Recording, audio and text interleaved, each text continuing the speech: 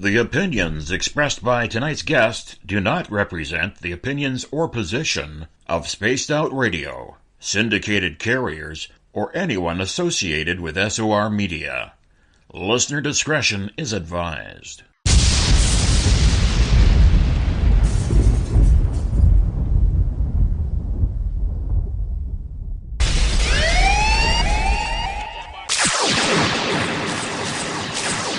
Here at Spaced Out Radio, we are about to take you higher.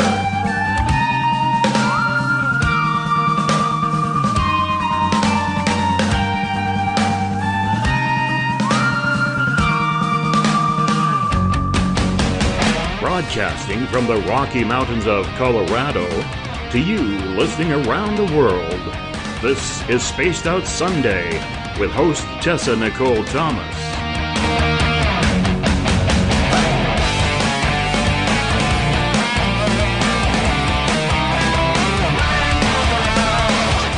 You can follow Tessa on our Facebook page at Spaced Out Radio, on Twitter at TessaTNT, and you can subscribe to her YouTube channel. Go to youtube.com/Spaced Out Radio for the archive. But we break on command 'cause women rule the world.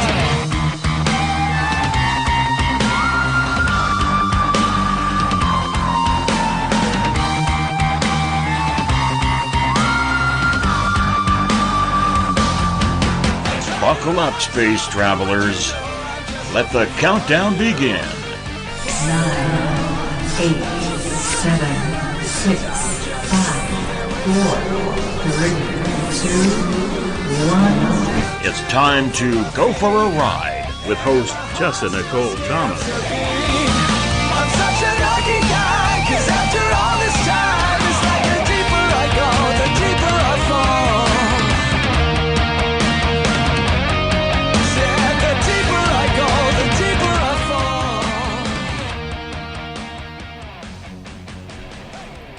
Good evening, Spaced Out Radio. Secure your tinfoil hats, buckle down tight, and hold on loosely as we soar over the Rocky Tops on a La Plata Rocky Mountain High, get sucked into the vortex of the Four Corners, and settle down snugly at mile marker 419.9 in colorful Colorado.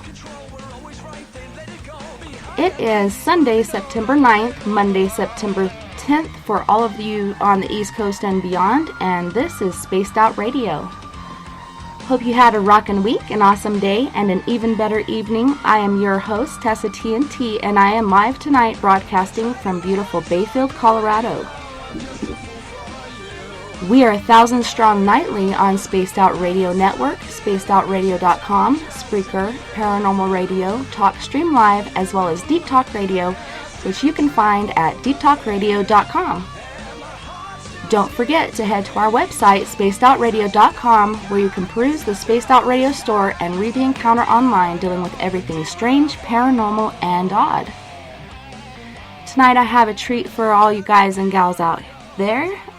Tonight we will be talking to and getting to know Donna Penick. Donna is a psychic medium. Most of the time she feels the paranormal chose her. She was gifted with what her family has been gifted with for centuries, second sight. She was raised in two very paranormal active cities, Ohio's first settled village, Columbia, Tusculum, where she saw her first spirit at the age of 5. The other city we hear so much about and its activity, New Orleans, Louisiana. It was there she grew in understanding her abilities and had profound spiritual growth. She started her journey into finding answers about many things paranormal to better understand herself and the spirits around her. She studied many religions looking for answers and became an ordained minister in 2002. The religion only gave her peace and some understanding in herself. She had to know and find more, and so she started working with paranormal groups. And she's quoted as saying, in 2016, when S.P.O.O.K.E Paranormal Society was made by my husband, his vision of a utopian paranormal society, and I knew I had found where I belonged. I am proud to be part of this utopian society where we grow together and search for truth and understanding in the field of the paranormal. A year later, in 2017, we created Tuscarora Moon as we felt the community needed a metaphysical shop and somewhere to access spirit and all things spiritual. Between both we trying in so many ways to address and help on a paranormal and spiritual level for many in need. So Donna, welcome to the show. It's so great to have you tonight. Thank you. Good to be here. So can you tell us a little bit more about yourself and, about whatever religious background your family may have raised you in? Well, I was raised Catholic. My grandmother, she was very spiritual or esoteric as I am now.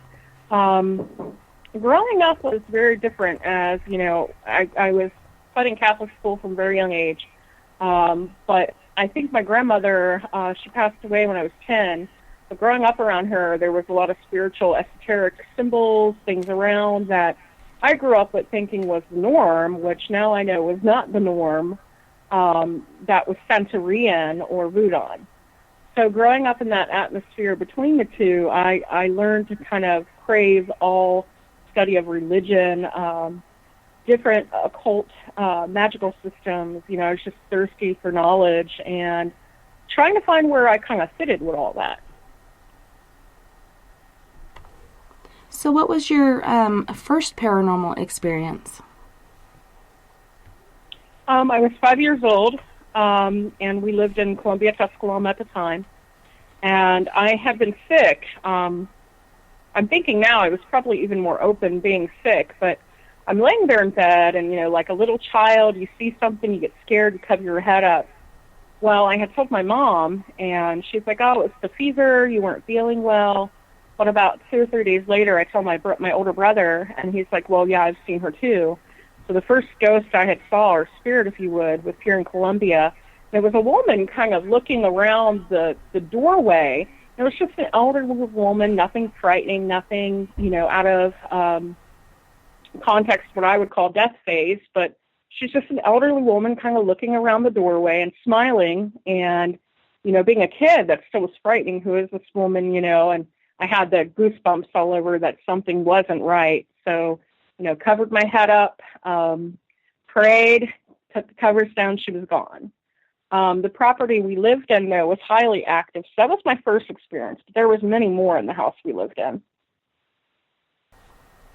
Well, can you tell us a little about all those experiences you had in that house growing up? Sure.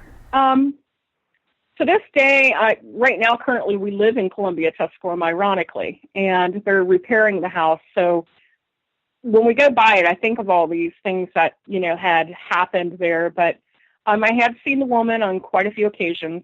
There was other times I had seen 2 ghost girls that would play in the house. Other people would say that they'd hear them giggle or running up the steps. I can recall waking up in the middle of the night hearing my name called a lot. I can remember other times of hearing just like footsteps or door slam and there was nobody there. Just like common activity would have in, a haunted house. But there was nothing really malevolent or anything, just a lot of activity. Well, that's cool, but it kind of like shapes you in a certain way and gives you different realizations than others. Like, how did your peers treat you in school? Did they know that you had had these experiences or that you had a gift?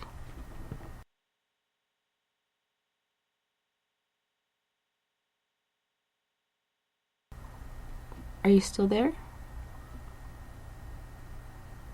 Well, it shows you're on, but I can't hear you. So I don't know if a mute button accidentally got pushed or what's happening. Donna, can you hear me? Retro. Let me pull this up on the old Skype-aroo. Donna, can you hear me? Hello?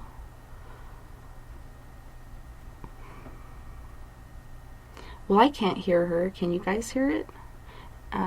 It shows a time under her number, but nothing is coming through. I'm going to try hanging up on her and then calling her back because it's not working.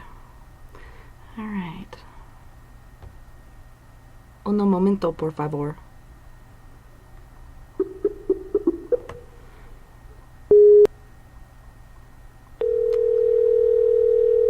Calling her back. Yeah, we got lost. Yeah, it showed time on there still, but I couldn't hear you. We couldn't hear you. So we were talking about your peers. Did they treat you differently and whatnot? I'm sorry. I don't know what happened. Yeah, in ways they did. Again, I went to Catholic school pretty much all my life except for my last year of high school. But yeah, they kind of did. I think it was more me feeling different than them. You know, I was always searching for, okay, why am I different? I don't see anybody a lot like myself. So, you know, there was a few kids I would get close to, and I would, you know, treat them as I would anybody else, but I'd try to tell them, you know, I see ghosts or I see this or that, and, you know, then the next thing I know, they're either not a friend or they're thinking you're completely crazy. So, you know, it was kind of difficult growing up with friends. Yeah. You know, when I was really young, I would just chatter on and tell everybody, and then as I grew up, I learned to keep that to myself unless I had a friend that I really trusted, and trying to not be ridiculed or made fun of anymore, because people do get pretty weird about it. Yeah, they did. So when did you realize that you had the psychic gift? I'd say it was in my probably my senior year of high school. I mean, I knew I was different. I just didn't know how, since my grandmother had died at 10. My mom, I would hear, you know, stories from my mother and my brothers and that we all, you know, were sensitive on some level. So I knew there was something there. I just didn't know what. So that's when my studying started and trying to find all that I could. So what sort of studies were you doing to, you know, kind of build upon that? Well, I would read books about sensitives, haunted stories, anything I could get my hands on that would be paranormal at the library. Certain things would point me, especially the paranormal, like stories, would kind of point me in that right direction. I would read like a paragraph where they would talk about the psychic would feel this or that, or they would see this and that, and I'm like, you know, I think that's me. But it wasn't until, honestly, I guess it's been about 3 or 4 years now. For a long while, I thought I was empathic. I wasn't sure, so I don't think the learning ever stops.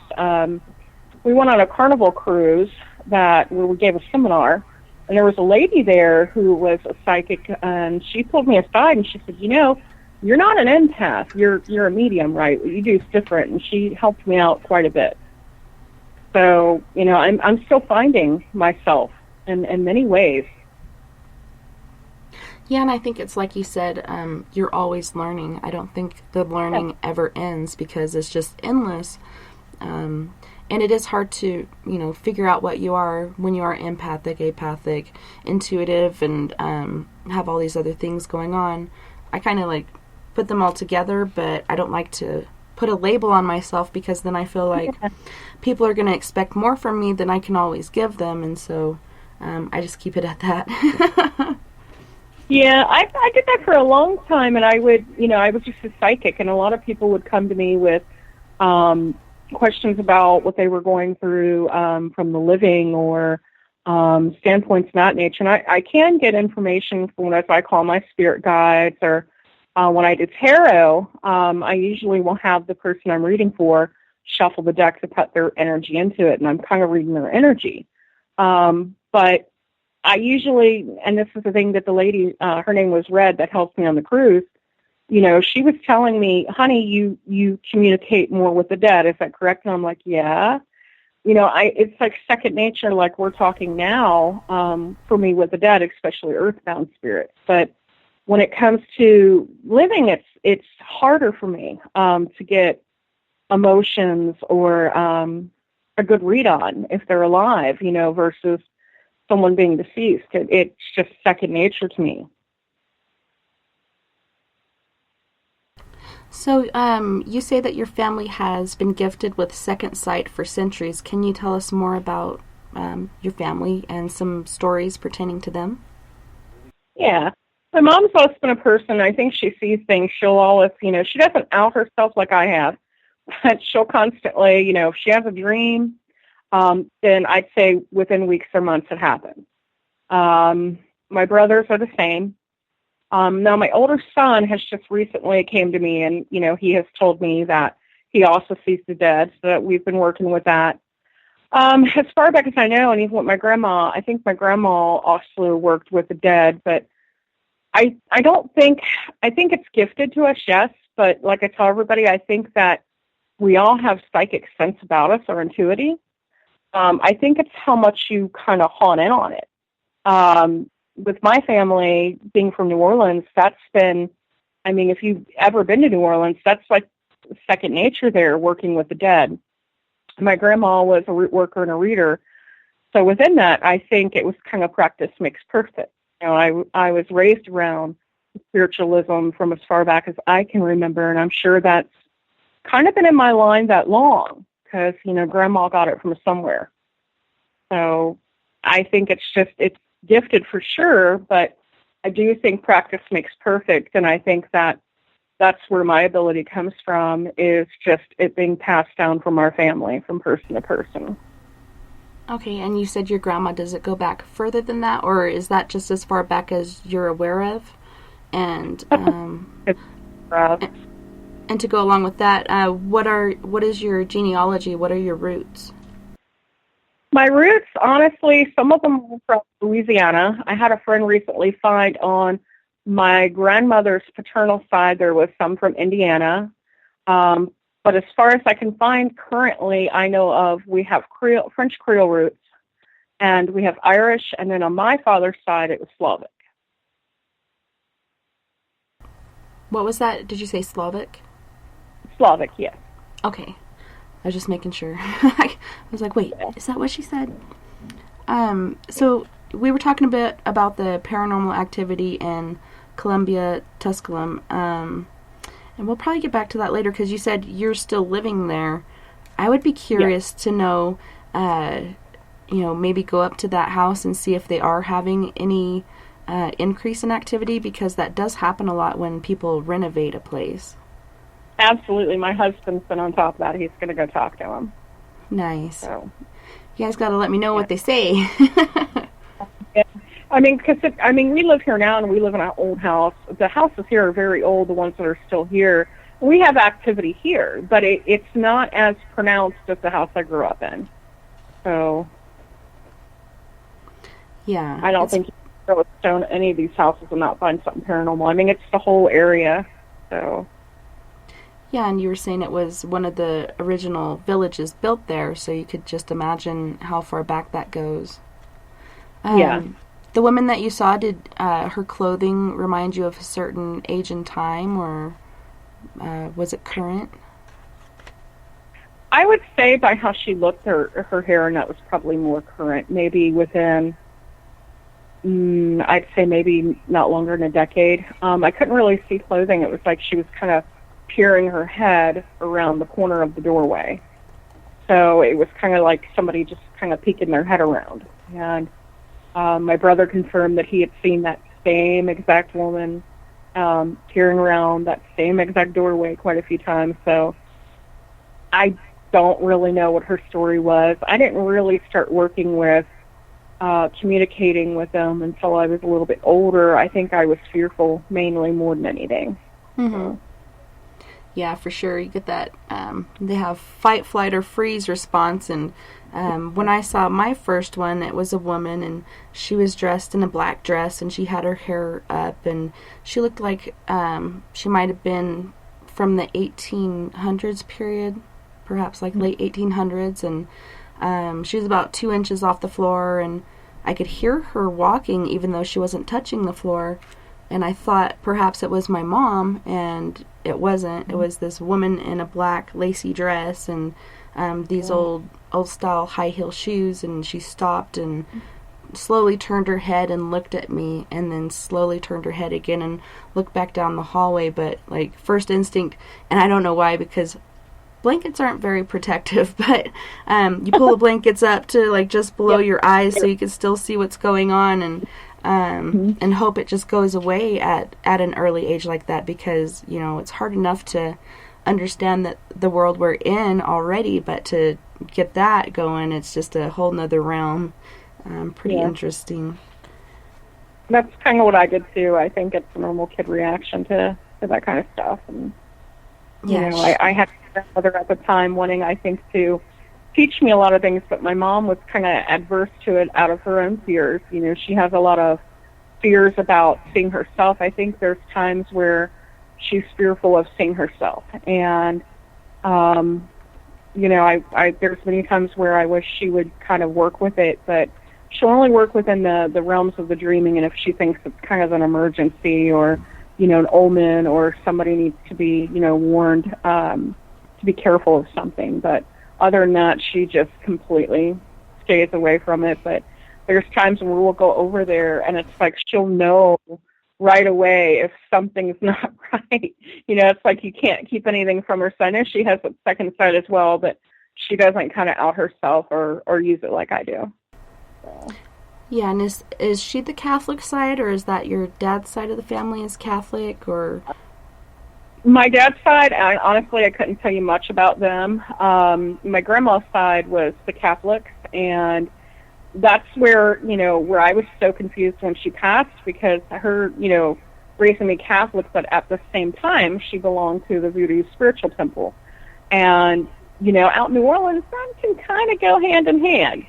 So I was on a long journey of discovering myself, still am in many ways, but, you know, to where I kind of fit in with that whole puzzle. So, but they were the Catholics, was my mom's side.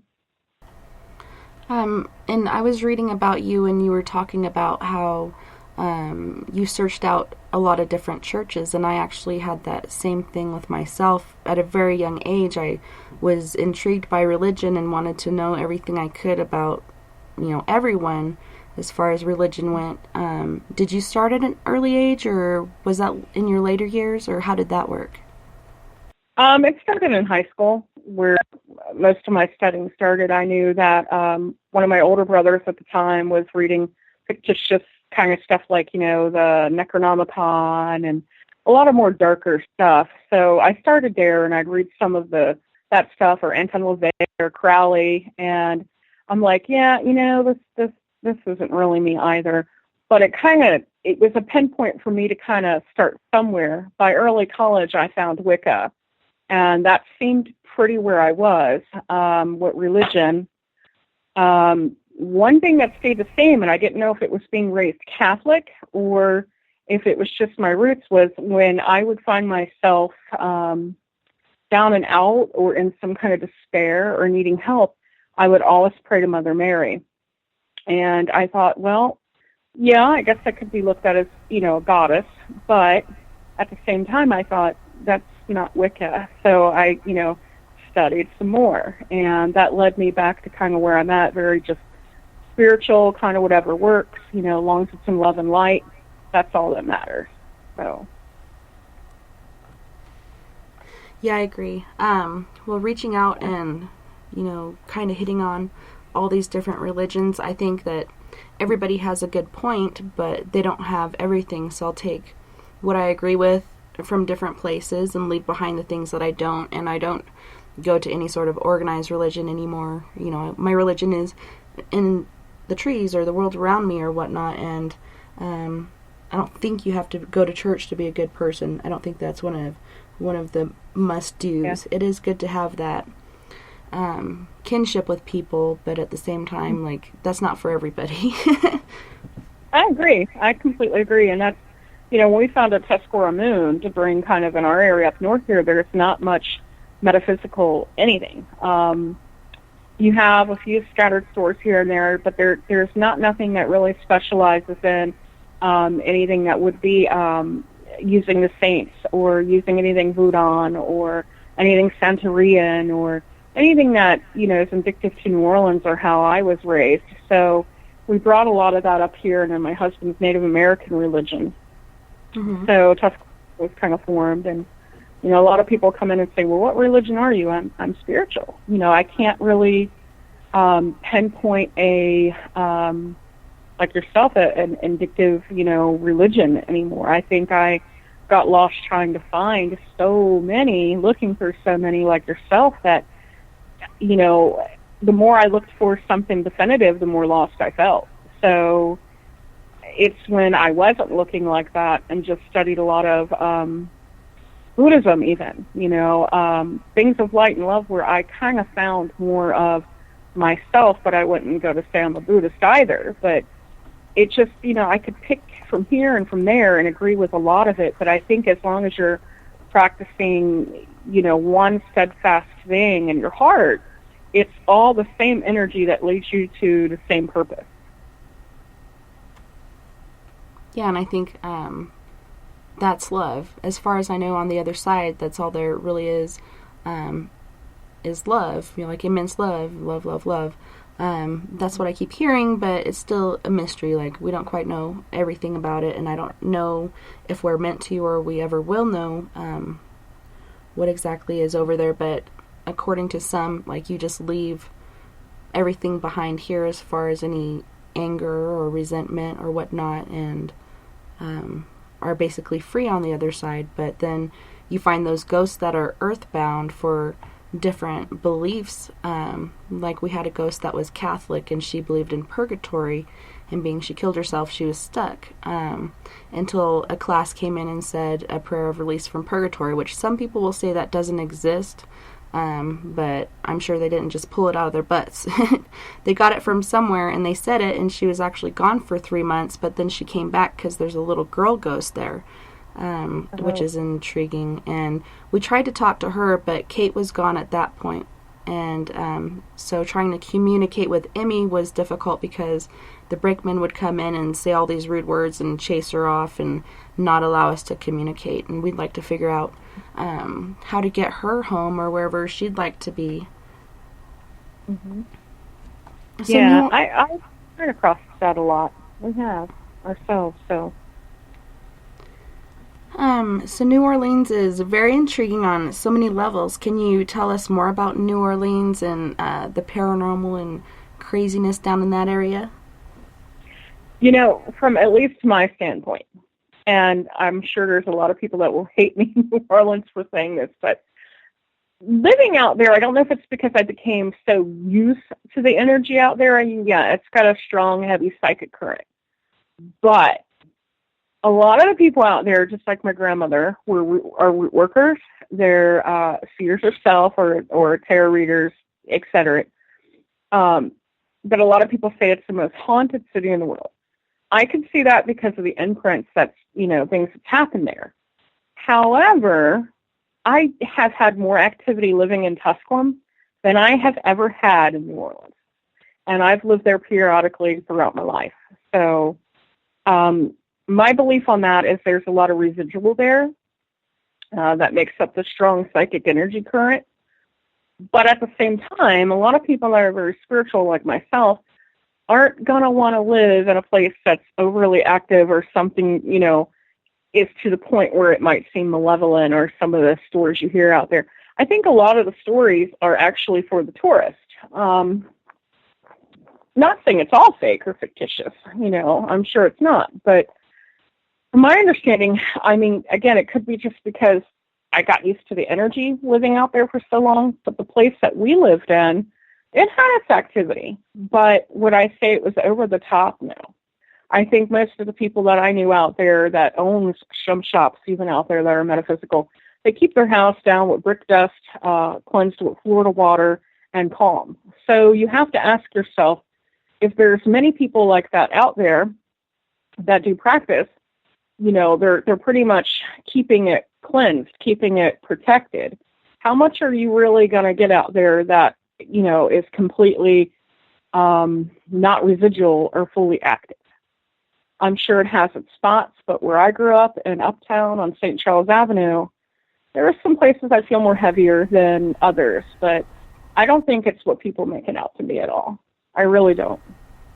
Well, you hear about voodoo, hoodoo, or whatnot out there. Do you know about that, or have you heard any stories about that in that area? Yeah. Like I said, my grandmother, she belonged to the spiritual voodoo temple out there, and I know Priestess Miriam. She's a dear, sweet lady. I've been there to that many times myself, and I think within Conjure, which I practice myself, I think within that, you're inviting what you will, but if, Voodoo or Centauri or Palimambe or any other religions out there, these are things that's been passed us since we were younger, like with my grandma. And you kind of know where to poke your head and where not to.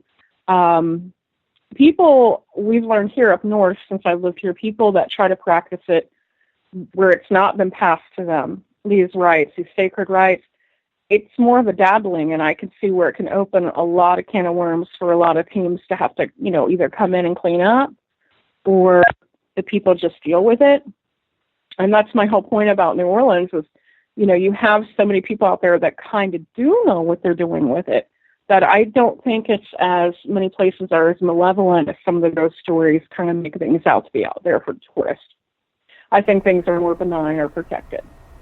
Yeah, and that negative stuff could be some sort of curse or black magic or something going on, and they do call upon things to do their dirty work or whatnot, and maybe that's more what it is than a haunting.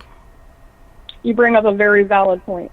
Good instance, if I had a friend that lived out there and she had a foe or a problem with somebody else, and she practiced and she was a conjurer, and she did something to get even with that person, you know what? I am not treading on her toes. I might advise her to try to find another way, but I'm not going to step on her toes and undo what she's done either. That there's a respect within conjure. It's a lot different than Wicca.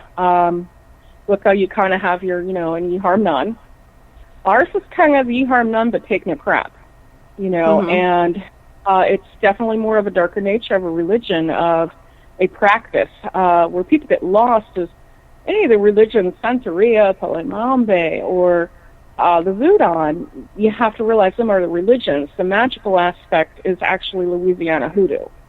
So you've got two whole different things you're talking about here, but they are implemented a lot together out there. And if somebody did do something like that, and they told me, good example, use Matt for an example. He made somebody mad, and you had, a mambo cross him up. Well, I'm not going to step on her toes. I'm not going to clean her mess up and get in that drama and mess. We're going to leave it because that's respect for the other mambo. It's kind of the unspoken, respect out there. So you are very right about that. Some of those imprints can be pretty nasty. They're usually directed towards who they're meant for, but there can be some, I don't know how to put it, kind of off spray or, leftover remnant or energy from whatever they've done. Absolutely. Our team took a picture here in our house where my altar is.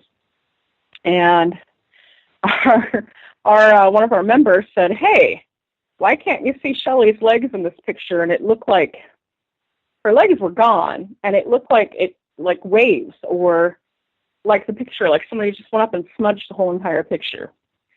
Try to do a few other ones. Couldn't be debunked. But I know when we open and we call it the gatekeeper Papa Lagba, then you're opening that gateway. And usually a lot of people that's been in ritual, they'll feel like that watery energy current across their legs. And I told him, I wonder if it's that. So I do think you're correct. There's an energy left over from all that. I think you're absolutely correct.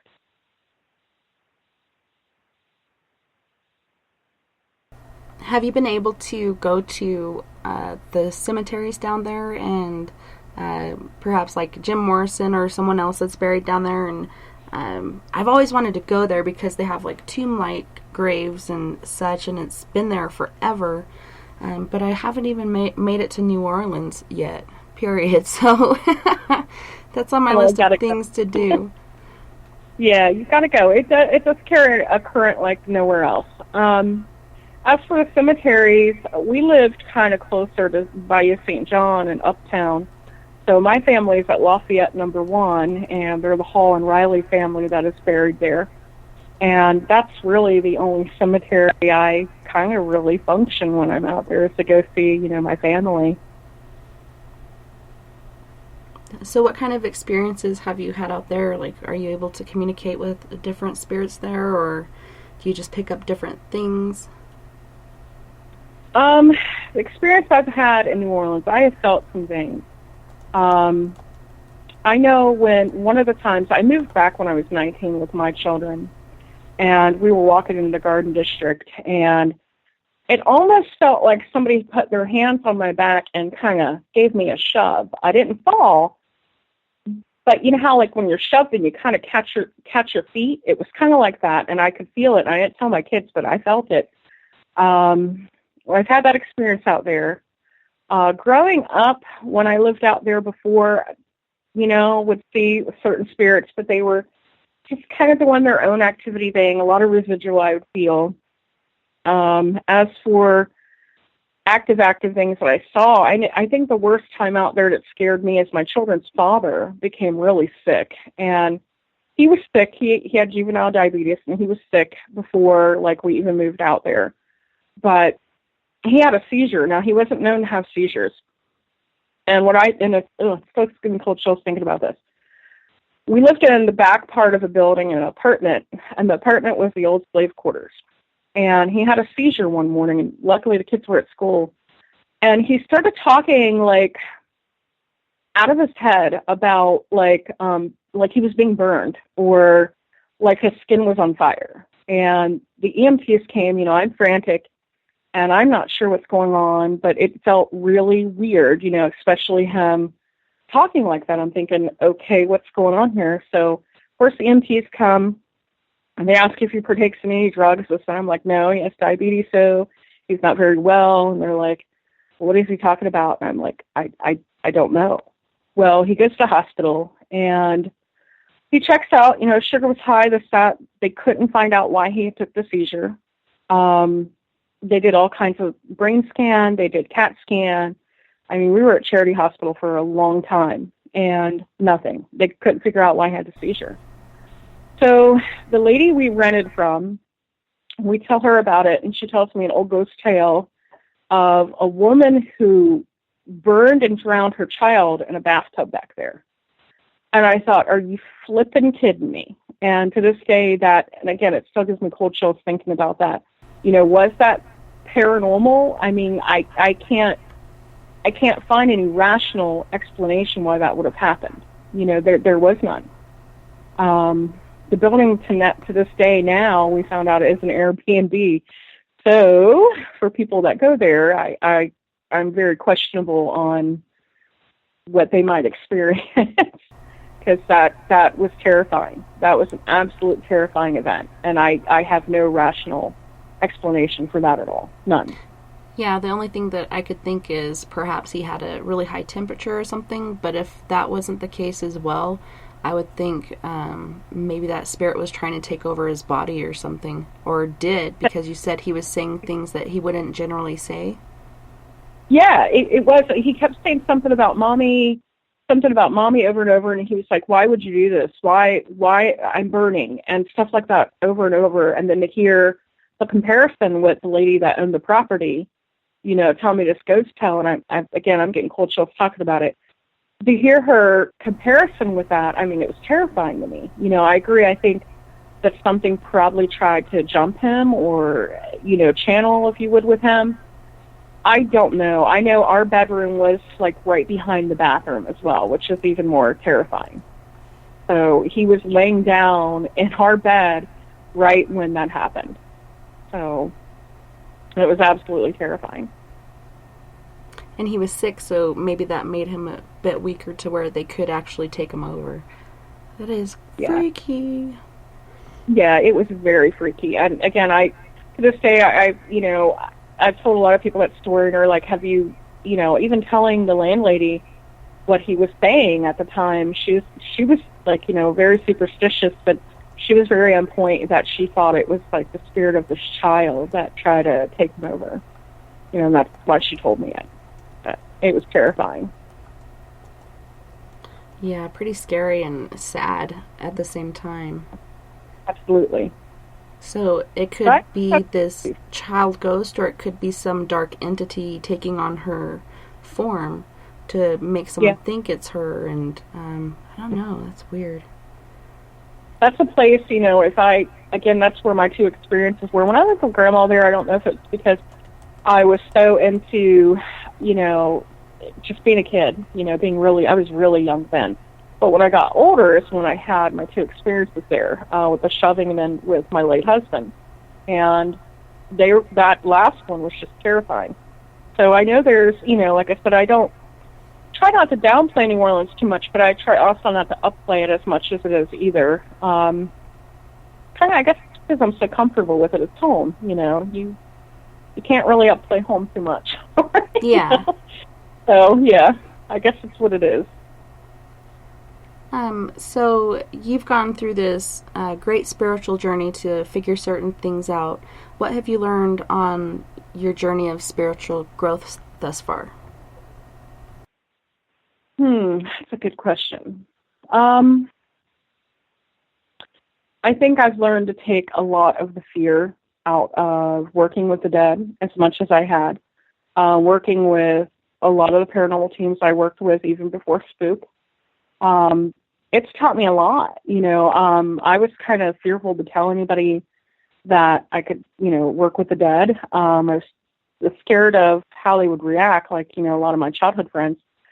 That helped me out a lot to kind of grow, and also to take the fear out of, working with the dead. That was my hardest thing, I think, to overcome. So now there are certain things that can startle me, sure, but I know when to kind of lay those boundaries down and when to be protective and when to kind of let that fear go in order to help. I also read that you're an ordained minister. What's it like being an ordained minister, and what experiences have you had in this field thus far? I've done a lot of spiritual counseling. I've did weddings, and I was asked to do a last rite.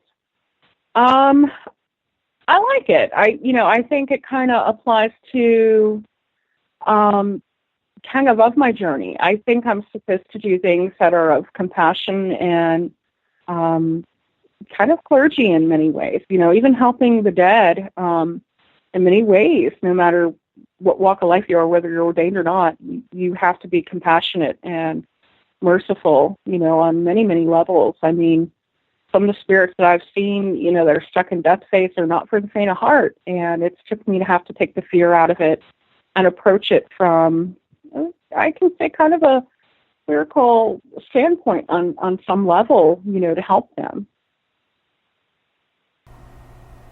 So when did you start working with paranormal groups? Let's see. When was that? About 2010, 11? Not 2011. Not too long ago. So being a psychic, do you enjoy doing that, or what's it like for you? It can be draining at times. Very draining, but rewarding, because I can see how when we've done especially private locations to help people. Matt has things where it's very organized, and we'll go in for a personal interview first, and while the interview with the people are being, the clients are being conducted, then I do my walkthrough. And I think what the walkthrough is so important because I think it helps these people. I've been somebody fearful of activity and things in my home. So what I get from it is pretty rewarding, more than the draining. The draining can be bothersome, but it's one of those things where, you're helping so much that it's something you would do again. Yeah, I totally agree. Do you guys charge for your services, or how does that work? We don't. We're a nonprofit. So we just share time. And that goes along with your psychic abilities as well? That's awesome. Yeah, the only time I've charged anything is in shop, and it's usually like tarot readings, and I don't even do minutes. If the person can't pay for a tarot reading, then, that's fine. We can work together. I think that that's, completely balanced. In New Orleans, when I was doing readings, they did something, because I used to do readings at a place called Esoterica and also in Jackson Square. We did something called love offerings, and it didn't have to be money. It could be a stone you felt I needed. It could be a hot beverage, anything in love. But up here, I've noticed, I try to implement that at first, if that didn't go so well. So then, a few other people that worked with me, it's like, well, unfortunately, to keep your shop door open, you have to charge, for tarot at least. So I start charging for tarot readings. But anything else, if it's messages from the other side, doing a walkthrough, any other kind of psychic work, then I don't charge at all. That's awesome. Do you believe or find any truth in, when people do charge and somewhat take advantage of people, that they end up losing their gift? I've thought about that a lot. I can't really, I guess because I don't know, there's so many people out there who could be fraudulent, and I think that karmically they'll end up getting it back, whether they're sensitive or not. But my whole outlook is, if they're sensitive, I don't see how they could really do that to anybody, because most people I know that are truly sensitive, they're there to kind of help, not only help the person opposite them, but help theirself, help understand theirself. And I can't see how anything like that could be, for the self on, for monetary gain.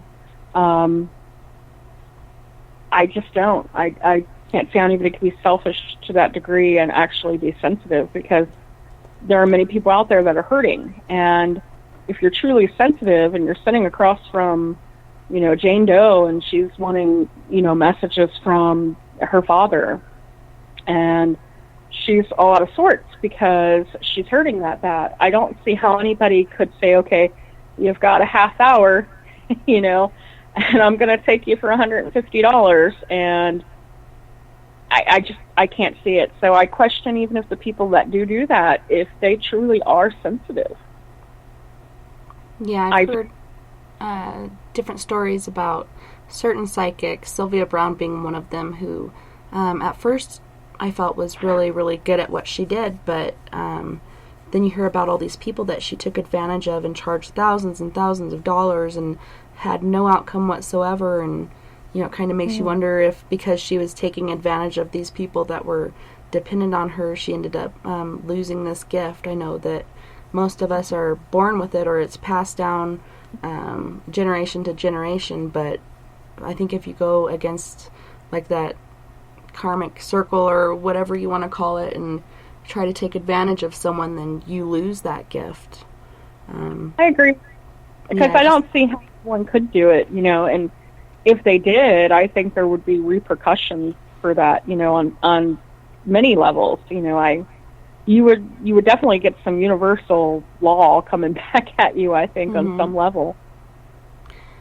So Dawn in the chat room is asking, what does Donna use for personal protection, and does she feel she needs to up that to not feel drained? Draining kind of comes, for me, it comes territory, I guess. I have tried to use many things for the draining. I've tried Apache Tear. I've tried titanium aura quartz, and they help, but I still feel a little bit drained. So I'm still learning with the draining thing myself a little bit. Recce Healing, we have a Recce healer in our group, which is amazing, and she takes care of me usually after a lot of the events. I come home, everybody's equipment might be done. They might be sleeping. Matt will be sleeping in here, and I've still got to take, a good half hour, 45-minute cleansing bath before I can even rest. So to kind of get that astral clutter, astral funk, if you would, all off. And that's how I've been taught to take care of it. So I'll do that, and then I prepare for bed, and then, maybe within a few days I'll get a Recce Healing, treatment. As for regular protection, I kind of go with what I feel intuitively. For each location's been different for me. Most of the time, it's purely my cross that I wear most of the time. I think if you approach it with your faith, even if you have a symbol, no matter what that symbol is, that's a reminder of your faith. So, but as in stones, crystals, I hear a lot of people use them for protection. I have implemented some, but most of the time my go-to is definitely my cross, no matter where I go.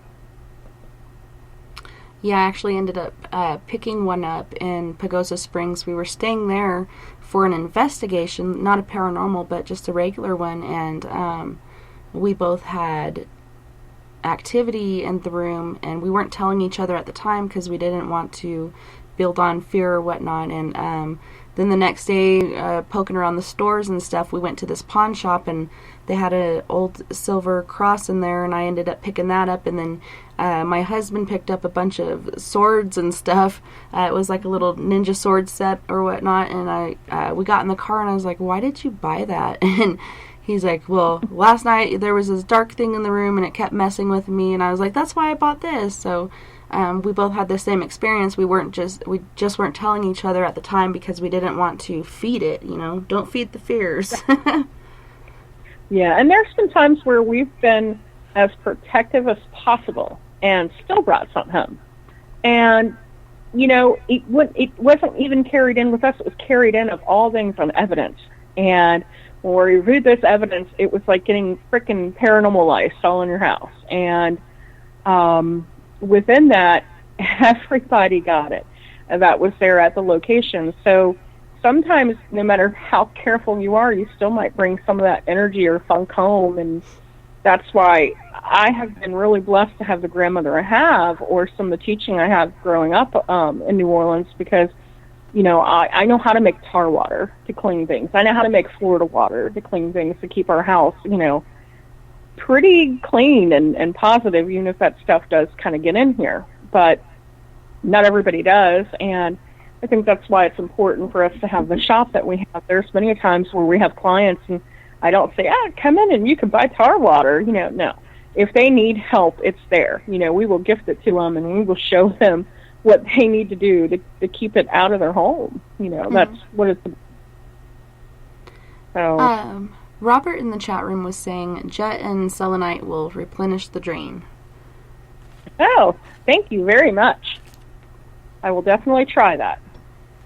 Yeah, and it is hard when you do get attachments that come home with you. I've had a couple, and that's why I won't go on a case if I'm compromised, because then I don't take the steps that I generally would to protect myself, because I come upon this place and, I'm not tuning in right, and I'm not picking up on what's there, and I'm like, oh, it'll be all right. I'm cleansing anyways, and I'm going to be surrounded by this sage smoke, and so, that'll kind of be doing the work. And then, one time it led to possession, and another time it was being scratched, and another time this dog sort of thing chasing my truck, and my roommate was down at my neighbor's house and saw it following my truck down the driveway. And he told me much later, I was like, man, you could have told me like that night. What if I got out of the truck and something like tried to eat me or whatever? But it was some dark entity, I think perhaps the jackal that was at this residence that we were investigating. But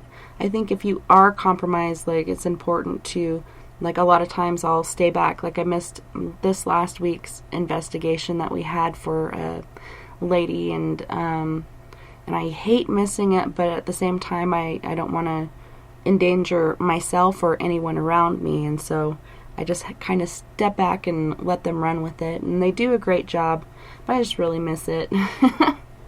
Yeah. The whole time you're mentioning that, I don't know if this makes, again, I'll get flashes, and keep getting a flash of a mirror. I don't know if that makes any sense to the investigation that you were talking about, or one of them, but keep getting a flash of a mirror, so might be something you want to pay attention to if you haven't known of. Okay. So, yeah. And that's the way that the psychic thing, if it's not communicating with the dead for me. I'll just get flashes, and it might not make any sense to me, but the person that I'm working with, it'll, make sense to them, or it does down the road. Awesome. Well, we have about a minute before we go to our first break. Okay. Is there anything else about you or your past that you'd like to share with us before we move into the second hour with Matt? I just got to tell everybody to trust their gut on stuff. I mean, I think people second guess themselves, and trust your gut. We all have intuition on some level.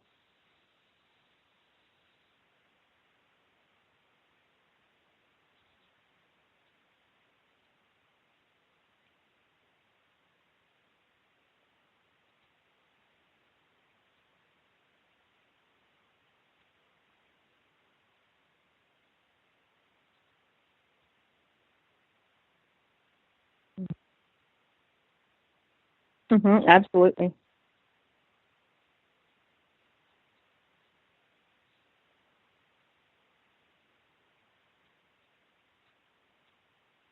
Mine, I started working with mine, and again, my grandma, I wish she would have been there to coach me more. My journey started with journaling a lot. Self-reflection and meditation was key. So. Awesome. Well, on that note, we have to go to our first break. You guys don't go anywhere. We'll be right back. The first annual Caribou Paracon is happening September 28th to 30th in the 108 Mile Ranch, British Columbia. Brought to you by the Canadian Society of Questers and Spaced Out Radio. Come listen to our featured speaker, Grant Cameron, along with Elizabeth Anglin, Paisley Town, Mike Moran, Eric Cooper, and more. It's a 3-day supernatural adventure at the Spruce Hills Resort and Spa. Tickets for the weekend are $150 Canadian. The Caribou Paracon, celebrating everything paranormal. Are you tired of being blocked, shadow banned, or placed in jail for simply posting your thoughts on social media? Social Media Freedom can take care of that for you. Social Media Freedom is the newest and one of the best free new apps that allows you the freedom to post what you want, when you want. It takes seconds to download from your app store. Come join the tribe at Social Media Freedom. It's time to set yourself free. A timepiece is a reflection of who you are, and what better way to show off the real you than with an Escape watch? Escape is a lifestyle brand accessorizing your days and nights. Choose to escape and create the life of discovery that you deserve. Dream, play, unite with your own personalized Escape watch. Head to escapewatches.com. There is no time like the present to enjoy your escape. Use promo code SMF2017 for your 20% discount today. So, you love talk radio? Then you'll love TalkStreamLive.com. TalkStream Live is always on, 24/7, with the best streaming talk shows. Find your favorite talkers and discover some new ones. It's free, readily available online or on mobile with any smartphone or tablet. Finding your favorite talk shows all in one place has gotten a whole lot easier. Just go to TalkStreamLive.com. Be sure to download the free apps from Google Play or the iTunes App Store. The Call of the Wild is in Vancouver. The Moose Vancouver is one of the hottest bars and restaurants in the city. Open until 2 a.m. nightly, the Moose will rock you like a hurricane all night long. Great food with everything on the menu at $6.95 near the corner of Nelson and Granville. Get your horns up and come rock with us. The Moose Vancouver, the official rocking bar of Spaced Out Radio. Are you an experiencer? Have you had run-ins with strange creatures you can't explain? ETs, Dogman, Bigfoot, werewolves? They're enough to scare the daylights out of anyone. Hi there, I'm Butch Witkowski from your 4-Cop. And on the last Monday of every month, you can listen to me and the host, Dave Scott, talk about the weird and the strange being reported on Spaced Out Radio. I'm going to bring my investigations and sources, you bring your experiences, and we'll figure out the rest together. Strange Days on Spaced Out Radio. Come tune us in at spacedoutradio.com. You know, it's hard being the bad man of ufology, but that's just the way that I like it. This is Chris George Zuger, and I'll be hanging out with Dave Scott and SOR scientist Chris Cogswell for Reality Paranormal, the second Wednesday of every month. And our job is to break it down and come to conclusions as to what is really going on in the supernatural world. I'd love for you to join us and bring your questions for us to investigate right here on Spaced Out Radio. There's news, and there's The Encounter. This is Spaced Out Radio News Director Everett Thiemer inviting you to check out The Encounter. Our half-hour news segment every Monday through Friday night is different compared to what you're used to. Our goal is to bring you the weird, strange, and interesting stories the mainstream tends to leave out, and stories that will make you scratch your head in disbelief.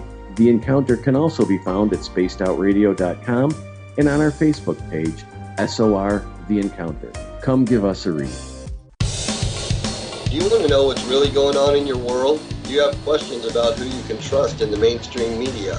Then look no further than the Rebel Planet. Come get the straight answers right here at spacedoutradio.com.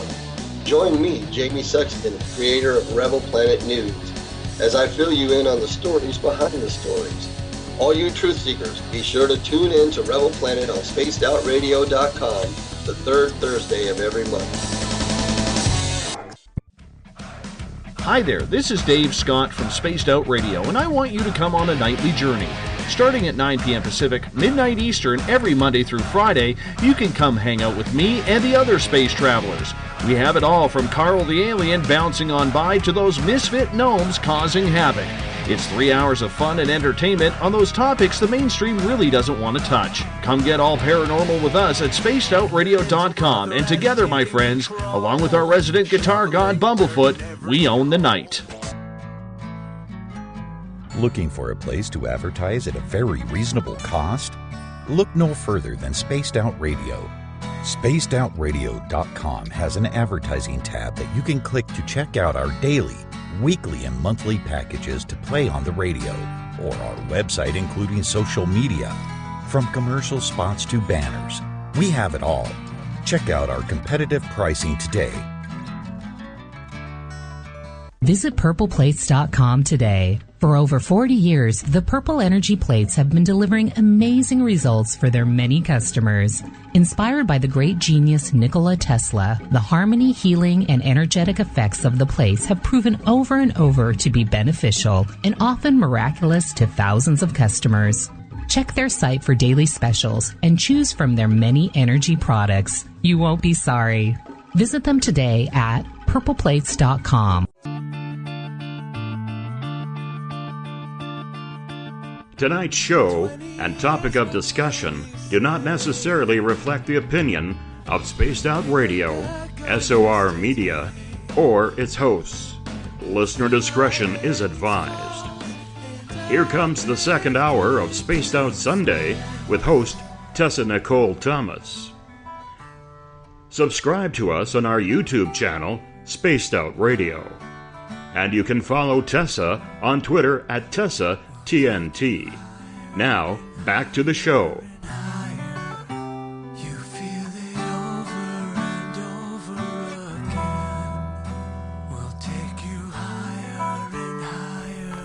Hey guys, welcome back to the second hour of Psychic Sunday.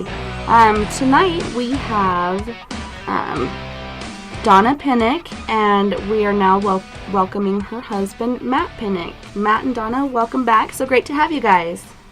Hey, great to be here. Great to be here. Good to meet you. So Matt, since we got you on the line, can you tell us a bit about, your history, how you grew up, and your first paranormal experience? I really grew up, as Donna told you personally, I grew up as a country kid. So my experiences in life were nothing more than the farm. So I sit there, and from the time that I can remember, I can sit there and say that I would go into a room, and if it was dark, then I could feel this negativity all around me, and I never understood it.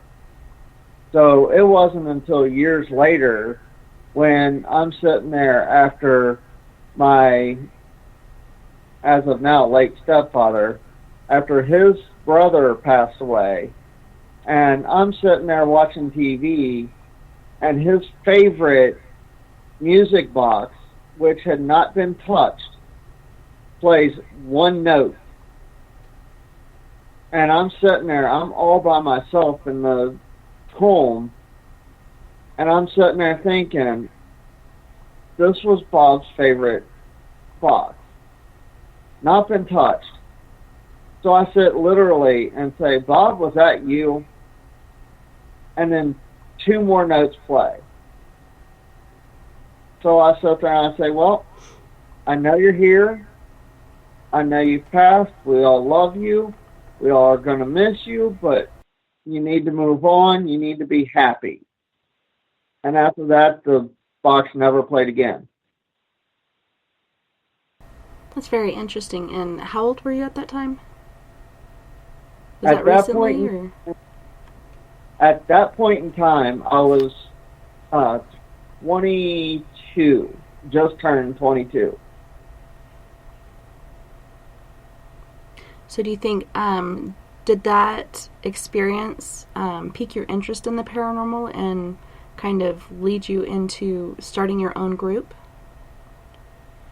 With everything I'd been through, and different feelings and different dreams, I had a peak in the paranormal and the metaphysical, you might as well say.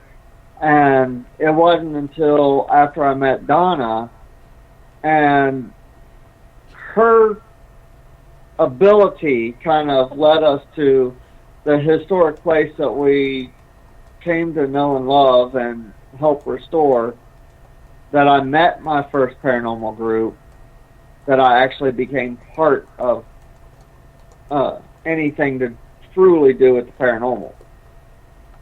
So that's where I actually learned everything about being in the paranormal. And then after 2 shady group leaders finally decided, you know what, I'm tired of all the ignorance, I'm tired of the shadiness and the lies and deception, so I'm going to make my own group. It's not going to be a group, it's going to be a paranormal society. We're all going to be like-minded, we're all going to work together for the same cause, and there's going to be no leader, nothing of importance left, might as well say. We're all equal. We're all the same. So that's where we finally decided, you know what, S.P.O.O.K.E Paranormal. Scientific Paranormal Observation of Kinetic Energy. We're going to make it. And the ironic thing is, as I always joke around, S.P.O.O.K.E Paranormal was born on Friday the 13th. That's awesome. So, did you have a group of friends that you decided to make this group with, or at this point were you and Donna together, or how exactly did you form S.P.O.O.K.E Paranormal? Me and Donna were together, and like I said, we were through 2 different groups, and it was hilarious because the first group we were with ended up with deception and everything, and they were the group for the historic location, and that group leader got us all upset, and we quit his group, each and every one that was in his group. And after we quit his group, another group leader came in, and he asked all of us to join his group, so we became his group. And when we found out he was lying, we quit, and that was when we formed S.P.O.O.K.E Paranormal. And after Donna and I quit and made S.P.O.O.K.E Paranormal, everybody in that same group, one by one, hey, are you all making your own group? We're thinking about it. All right, because I just resigned. Would you take us in yours? That's cool. So what sort of things was this person lying about to get you guys out of there? He was, since it was a historic location, he was taking and bringing in people and charging for events that wasn't on the books of the historic location. So basically he was lying to the Restoration Society that was in place, telling them that he wasn't there when he was, and charging and telling them that he wasn't collecting any money. Wow. That's ridiculous. Well, I'm glad you guys, were able to figure that out and form your own group of, like you said, like a utopian society or whatnot. So what exactly makes it a utopian society for the paranormal? Well, like I said earlier, there is no leader. There is no group leader or investigators or anything. We're all just straight investigators. I may be the founder of it because I'm the idealist, but that's as far as it goes. I have the information and the legality set to me, but all I am in the group, even if you go to our Facebook page and everything, you will not find anywhere that I am the group leader. You will find that I am the tech manager and investigator. And that's because I am nowhere near a leader. None of us really are a leader. We're kind of like the Paranormal Knights Round Table. Pretty much, yeah. We're just all equals. We just go out and do what we can. If one person can't come out and do something, how most groups are like, nope, if one goes, we all go. We sit there and it's like, yeah, okay, you can't go? All right, that's fine. Let's see who can go then. So it's just a group of how can I help, basically. Instead of all for one, it's how can I help? Who can help? Mm-hmm. And that's awesome. And, that's why we do it, is to help people on this side and the other. And we don't charge because we feel like we'd be taking advantage, and we just want to help our fellow man. Exactly. Is your group diverse? Like, do we have different religious backgrounds and knowledge, or how does that work with Spook Paranormal? Yeah, we have a fair collection. We've got, of course, as you talked to Donna, we've got Psychic Medium. We've got, as she said earlier, we got our Recce Master who is there, and she helps, and I think she is into the charismatic. And she was, her and Karen were charismatic. Now Yeah, we're spiritual. Okay, we're charismatic. Now they're just spiritual. We've got a few of our investigators that are, if I'm remembering correctly, Catholic. Or, no, Christian. I'm sorry. Who are Christian. And then one of our investigators is a Wiccan High Priestess. Favorite pagan. We've got our pagan who's an investigator. You've got me who's more of a Native American descent. So I lean more that way, but yet I run any religion. So we're pretty rounded. Yeah, it's good to have. Our group is very diverse too, and it helps on so many different cases. Like we had a fairy or fake case not too long ago, and I had no idea. But luckily, we had a couple people in our group that were right on it and knew what to do, and it helped so much. And that's where it is very helpful to be open-minded and not judge others for the way that they were brought up and for, the way that they choose to live their lives, because it really can come in handy for people out there who need help, because who the heck knows what to do when they have fairies. Yeah. Yeah, absolutely. So then you Yeah, guys... Oh, go ahead.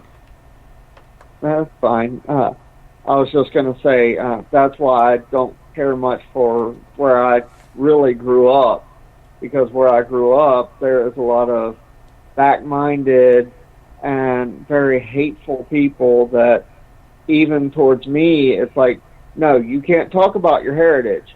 You can't talk about what you are because of the hatred.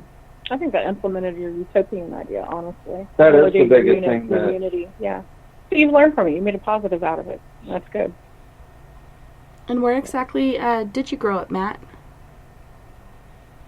Grant County, Kentucky. Oh, yeah. So, I have a question about that. Have you ever heard of or seen or know somebody that has had experience with Kentucky goblins? No, actually, I have not heard of it. Of course, then again, I didn't really get into the paranormal fields or anything until way later. The closest thing that I have ever heard out there was claims of Bigfoot. Mm-hmm. Yeah, and I know what you're saying about back east. I was born and raised to a certain age in northern Arkansas, and you know, people do look at you sideways and judge you and tell you you're evil or communion with demons because there are no ghosts, and you know, all this other closed-minded stuff. And I'm like, really? Like, where are you getting this? Like, it's a gift, I think. When you're given these gifts, it's a gift, and you should build upon it and not, you know, put that wall up or close that door and cast it aside. I think that's the real sin. And we're given these gifts so we can help each other. Right. Yeah, like I grew up, for the longest time, I was, I guess you would call it nocturnal precognate. I would dream of what would happen. And it was only if I really got to know and care about somebody. Yeah, you'd have to have that connection with them. Correct. Well, moving on to other stuff. Well, actually, Bigfoot kind of piqued my interest. Did you have any experience with that, or you just heard stories from people in the area? I actually knew somebody. She said that she had an experience of witnessing of Bigfoot. She said that she had saw some sort of large creature in her backyard and didn't want to go out that night, but the next morning she went out there and saw some odd tracks and had a really horrendous odor in the backyard. So she was taking it for granted that that's probably what it was, because that's what it looked like. Yeah, that's interesting. So, let's see. Have you guys had any alien or UFO experiences? My father did. Can you tell us a bit about that? He was working. He worked for the IRS. And he said he saw an unidentified object shoot through the sky, and it came right above his station, which he was security guard for the IRS. And when it was right above his security booth, it hovered there for a good 2-3 minutes, he said, and then it shot straight up, out of sight. That's awesome. Did he have any sort of missing time or anything like that? He didn't claim of any. He just said it shot straight over the shack and then waited a minute and shot straight up. And he said he doesn't recollect any time difference, but being third shift and being at night, I can see how it could be easy to have a lapse in time without realizing it. What about you, Donna? Have you had any UFO or alien experience? I can't really claim it as like, the Martian space alien thing, but I do know a few places we went has had foreign entities that I'm very curious about myself, because I've never felt a vibration that I felt at these places ever before, but the energy that I felt there was similar to each location. And I just can't explain it. I would say that they were probably never human entities. Therefore, I would claim them as being alien. And I think they're learning from us at these locations. We've got some hardcore evidence that proves at least the one at Hensdale Dandy House is indeed learning from us. Got an EVP as soon as Matt's setting up the recorder. He's talking about, this is Matt, Jackie, Donna, Tina in the kitchen, dials view, and you hear right behind him almost a robotic type voice, something that sounds inhuman. You hear, okay, time to start. And that location, Willow's Weep and Damsville, all has the same energy or feeling to me that feels like it's something inhuman. I wouldn't even say fae or elemental.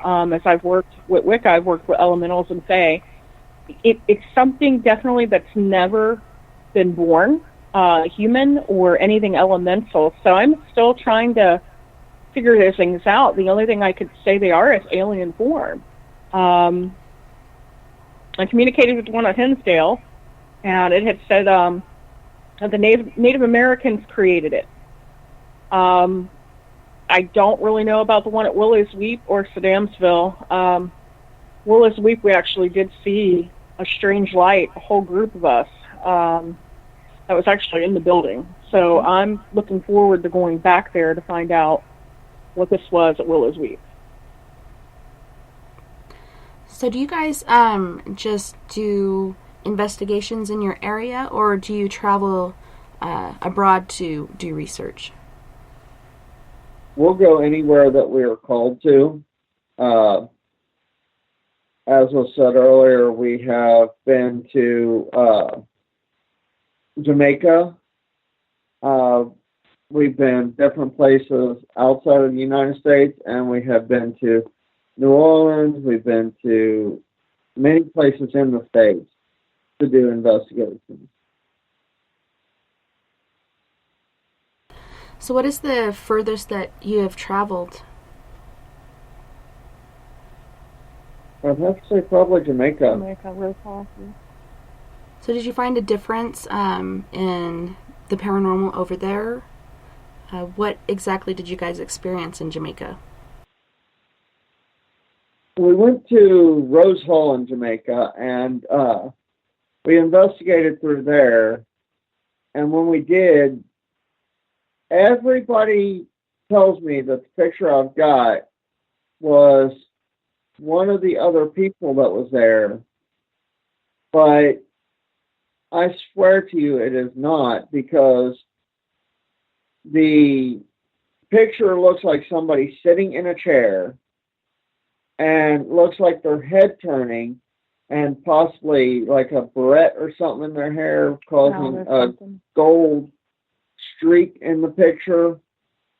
And if you actually go back to the timeline, there was nobody in front of the camera at that time.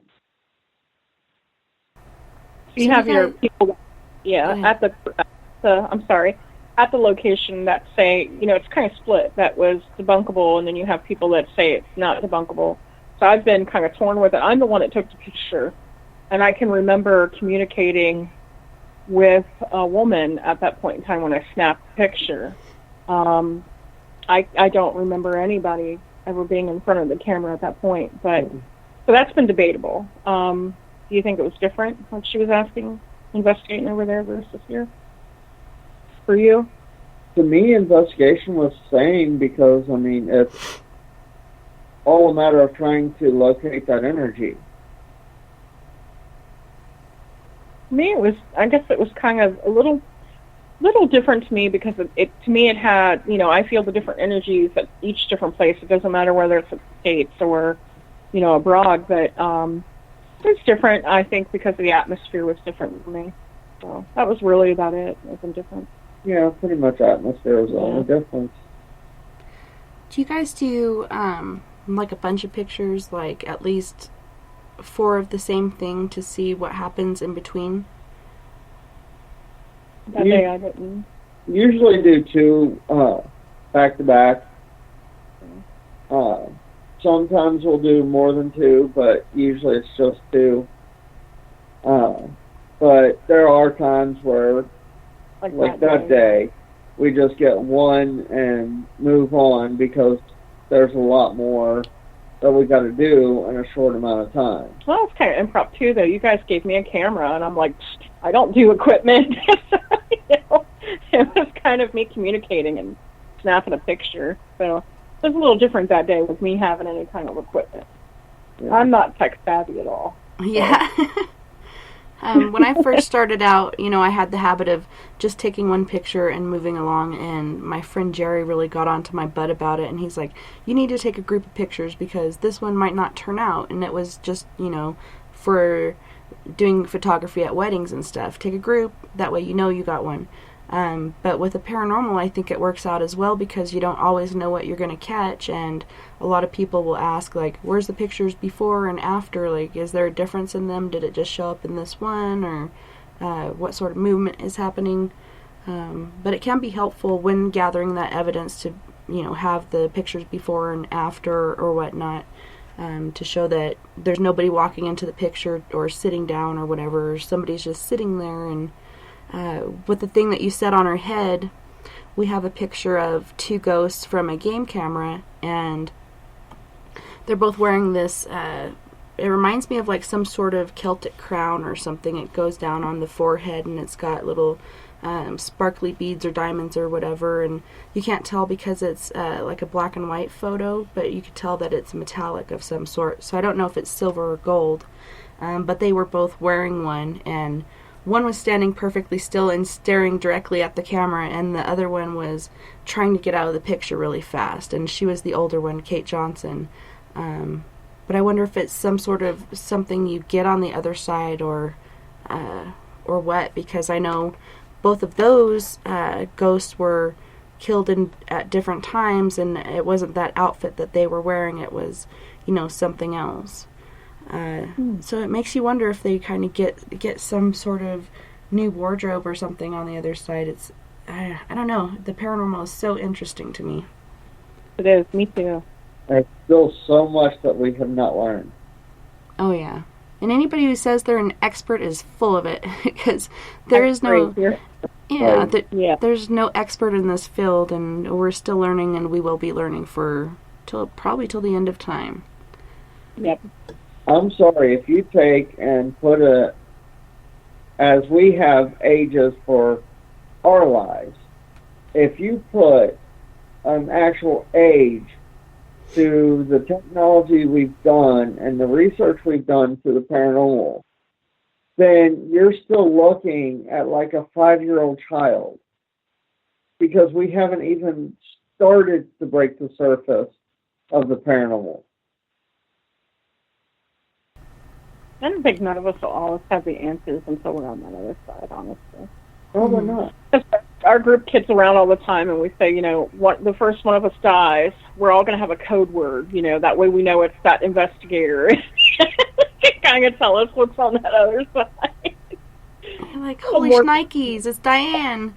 She's trying to communicate with us. Exactly. That's cool. That's a good idea. Code word. A code word, that way we know it's like Jackie or Frankie or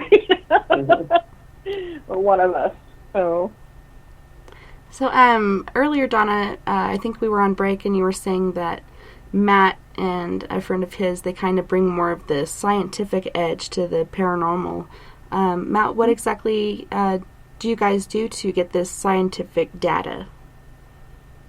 Well, we use all the electronics that you can make or find, and we will literally collect any evidence that we can, be it EVP, be it pictures, video.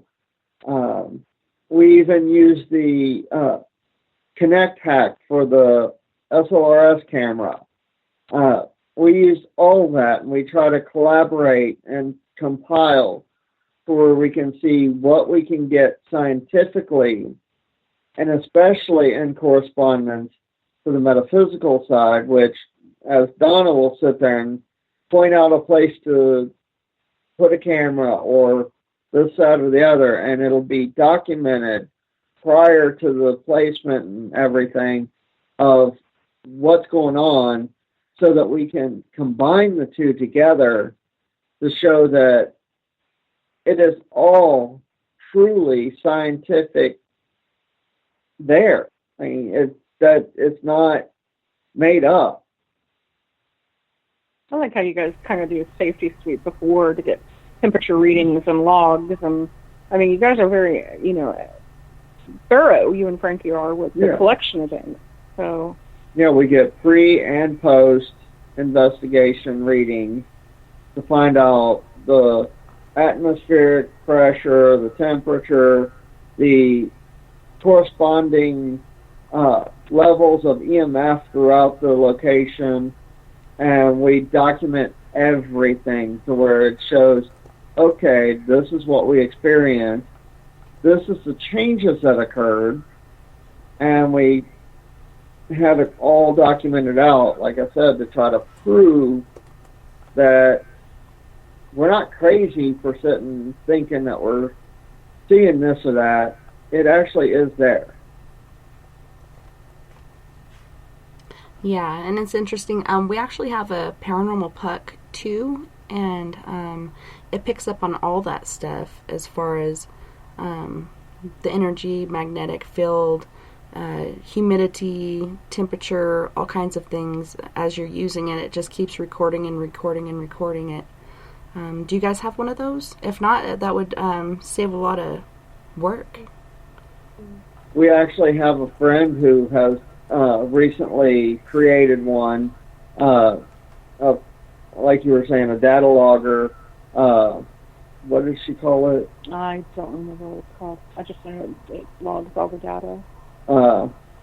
Yeah, we can't think right offhand of the name of it, but she actually has gone into business creating this sort of stuff, and is trying to get her business up and running and sell all her stuff. That's awesome. Maybe she should give you guys some to use, and you can advertise it on your site or whatever. That would be cool. A cool way to collaborate. Yeah, she's given us a few, and they work really well. I like the equipment that she's came up with. The one, the Dandy, that has to be my favorite piece of equipment because it implements scientific and kind of psychic sense at the same time with musical note for communication and pendulum. That's my favorite piece of equipment, and she's the creator of that, and I think that's a wonderful device to have. So what is at the top of your list when you guys are packing for an investigation? What are the top 10 things you guys like to use and have had success with? I'd have to say full spectrum camera, be it video or still shot, EMF recorders, and thermometers, of course. That's really my top ones. An EVP recorder. For mine, I'm usually the one running around getting protection, Florida water, crystals for everybody. Things with more protection, manner. And you mentioned is it the SLS camera? Have you guys picked anything up on that thing? Or the Connect camera? Actually, yes, we have. A lot of people will sit there and say that they're completely debunkable, but unfortunately I didn't get a chance to get it recording in time. And we sat there, and in the historic location that we set up for, which we did last year's world's largest ghost hunt, I sat there and I had it set up, and I'm getting things all finalized, and we catch approximately a child-size image where the stick figure is coming up on it, and literally is sitting there dancing and having a good time. We call one of our other investigators in so that she could see it, and when she comes in, you literally see her walk through the stick figure. After she gets through the stick figure, her stick figure pops up on her body. Then she walks into the room. The stick figure is still dancing. And then once she sees it and she gets in awe, then you see it look like it's grabbing hold of a dress, taking a bow, and then disappears. Oh, that's cool. Frankie's really hard to move, and that actually teared her up because at the tavern, where we're going to be doing world's largest ghost hunt this year again, is Sally's room. And we think we picked up Sally. We think that was her, and it moved Frankie because years upon years before we started even paranormal investigating that place, just knowing her story, hearing of it in the town, and, you know, being there for restoration ourselves, painting and putting our blood, sweat, and tears in that place, you know, it was validation for Frankie that she exists there, you know, and some of the things that we've heard and seen, it put her in awe to see her so moved that, you know. Yeah. I think it was a investigation or two later, a public one, a guy picked up the same thing on his SLS camera. It was a public one. Yeah, it was a public one. It was actually this last one we had. So that room, I mean, I think that she works pretty well with video and whatnot. Yeah, Kat in the chat room was talking about the Kinect camera, and she said she's hacked and modded a Kinect camera for her PC and through her tests both before and after software, and the stick figures are an artifact created by the low-end tech, and that's why new Kinect T-cams are not used. We had one in our house, and not a Kinect cam, but the Kinect device, and it actually picked up on entities in our house, which our house is haunted, but I want one of those. That's like on the top of my next thing to add to our equipment list. Yeah. Like Frankie's our debunker as well, and for her to be moved like that, it spoke volumes to me. I was kind of a little on the fence about it myself because I had heard that about it, and even being psychic, I'm the first one to say, maybe, maybe not. I've talked to her, I felt her presence there, but to see it on the camera, I was kind of skeptic. But this last investigation that we had where a guy from the public came in, and he had a camera like that. He had a handheld one, and he was talking to Sally, and he got the exact same thing we got without us telling him about it. So to me, that was kind of concrete evidence that we had captured her there. Right. So what is the story behind this entity? There was legends when we first started working for Friends of Sherman Tavern, just painting and helping. There were stories of a little girl that came from Ohio with a servant of her traveling. It was never said they were traveling to, just from Ohio. I thought it was to Ohio. Was it to? Well, something to do with Ohio. They were traveling, her and a servant, and they stayed in, I think that's the right-handed room, furthest to the right. If you're looking at the front, it'd be to the right. Yeah, if you're coming from the front entrance, it's the right-hand side. So they're staying in, their rooms for the night, and supposedly this had to be, I guess, 1800s. They didn't say if it was Confederate or Union, but soldiers had busted in through the door, dragged the little girl out, molested her and killed her in front of the fireplace. This has been a legend in that area for a very, very long time. The president of Sherman Tavern of the Historical Society has tried long and hard to find concrete evidence of this, to debunk it or validate it because of all the lore. The only thing she could find was something about a girl.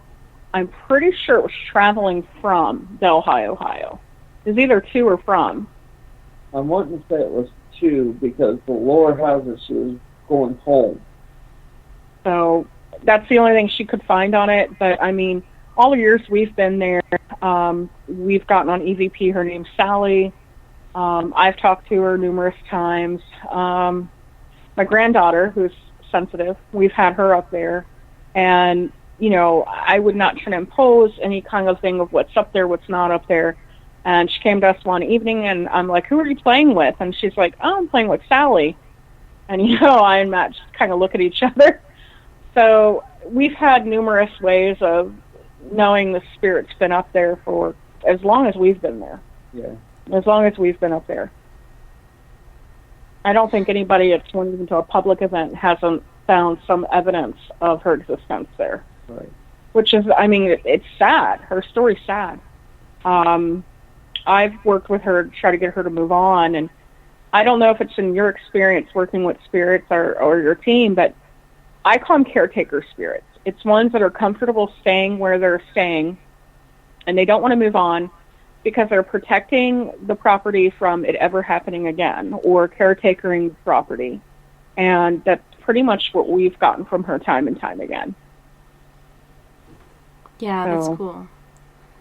Yeah. Well, it's a sad story, you know, how she met her demise, but if she is caretaking the place, that's cool too.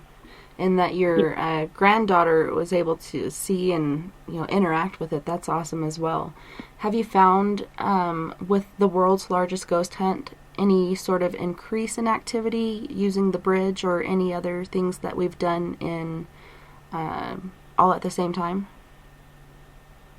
When we did the bridge experiment, there was evidence that was confirmed that we had in our location a spirit that was confirmed in a location in Wisconsin that was doing the world's largest at the same time.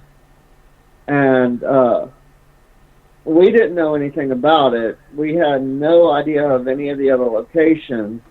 And we sitting there and we're talking about who else is here with us, who can come in and share their story. And then we get an EVP of a woman. What was that? I can't figure it out. It was Xavier. It was kind of when I was telling them when I would feel another spirit enter that wasn't organic to that place.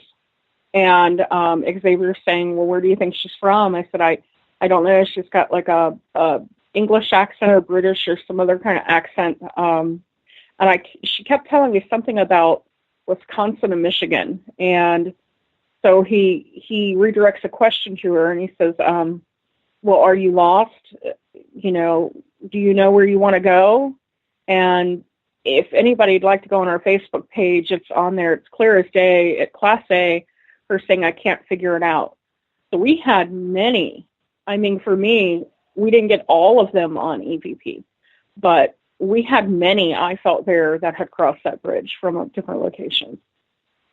But that was the only one we actually had confirmed. Confirmed, yes. Because when we got that information, she was talking about it, I went to the entire group of the world's largest ghost hunt, and I'm like, we have this here. Is there any other groups around that can confirm such and such name and such location?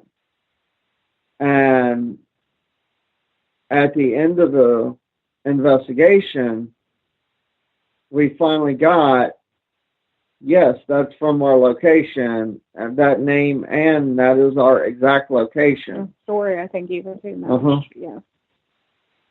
So. Shar in the chat room was asking, do you guys not worry about bringing your children into that environment? Tavern, no.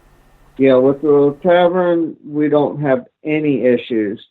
If it was any place that we don't know, then yeah, we would be very hesitant. but it has to be a place that we know for sure has no malicious intent. Yeah, the tavern's very, it's active, but it's no different than me bringing them to my own home that's active. It's benign there.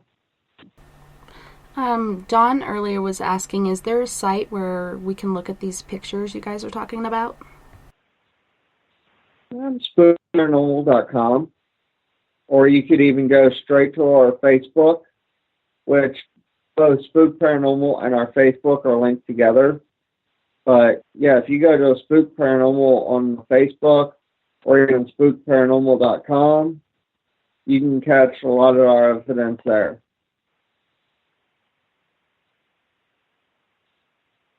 So, has there ever been an entity or anything that you guys have come across that has really freaked you out? For me, yeah. For me, yeah. Matt, I don't know. You? I can't really say freaked out, but there was one that kind of disturbed me. It didn't sit right with me too well.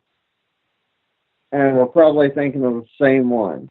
I was thinking of Shelbyville, Tennessee. That was mine. That wasn't Okay, even... nope. Yeah, Shelbyville was like us just going away on vacation. I had some follow me that freaked me out. So, you know. Well, can you guys paint a picture for us what exactly happened at that moment? We went to Shelbyville, Tennessee. We were going to Nashville to see a concert.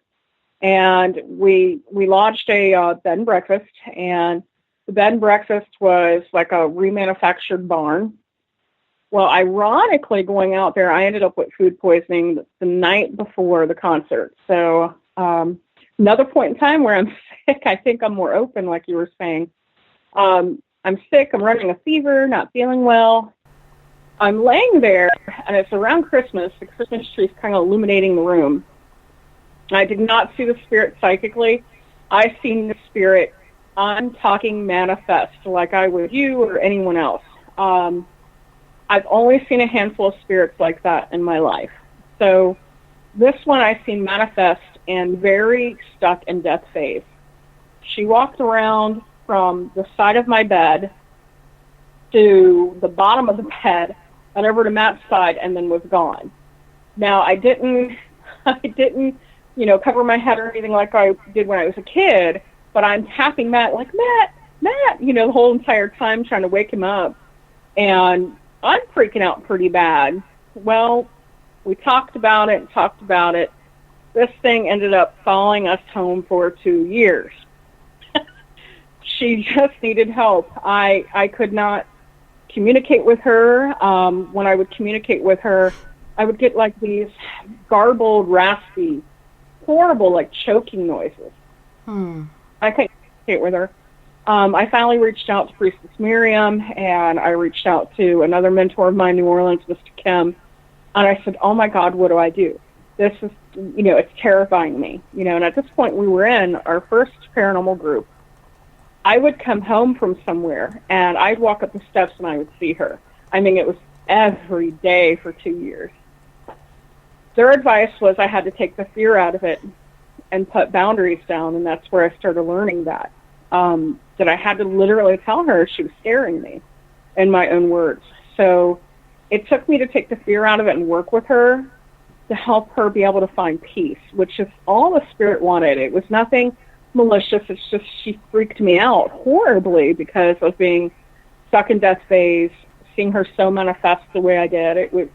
It terrified me for a good 2 years. I mean, I kid you not. I was, even though I can make the tar water and the Florida water, we had Florida water, which doesn't get everything gone. Tar water would have. And, even Matt would say, well, use tar water. And I'm like, that's the thing. My gut says no. I can't get rid of her. She needs help, but I don't know how to help her.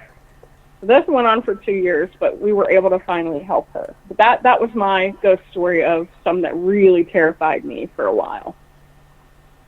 Mine that disturbed me is we went to this one location with, once again, our first paranormal group.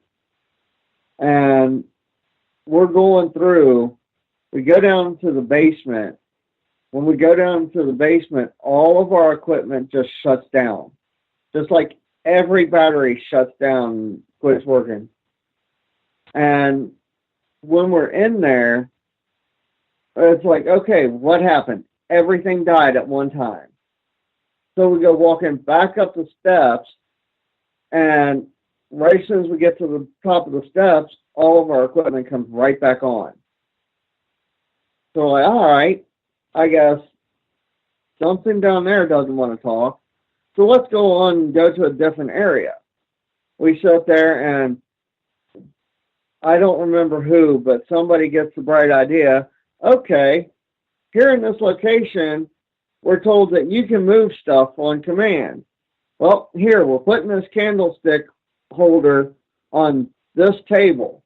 We're going to go upstairs. If you can move it for us, please. So we go upstairs, and we're sitting there investigating the room up there, and then this Halloween decoration of an owl, which has no batteries in it, starts going off. And so we're all sitting there like, okay, something's not right. We've got to get out of here. We've got to move on. So we walk out of the room, and right as soon as we walk out of the room, there's that candlestick holder. So our group leader grabs it, picks it up, walks back down, and the table that it was on, it's gone from. So there's no way that it was a second one that looked just like it. And we're the only ones in the locked building. Yeah, that place was freaky. That place was freaky. Yeah, that's pretty scary when they can do that stuff, but it's awesome too because you're like, holy shnikes, check it out. Yeah. Were you able to get that recorded in some sort of way? He did, but yeah. Yeah, our original group leader at that point in time, he got it on recording. But once we left his group, all that was lost. Shar was wondering, what is tar water for? She's never heard of it. Tar water is an old Louisiana recipe of like a wash. We have many washes that we use there that were brought up to make. What it does is it absorbs negativity. Like, say, a good example, I have an entity here that's malevolent.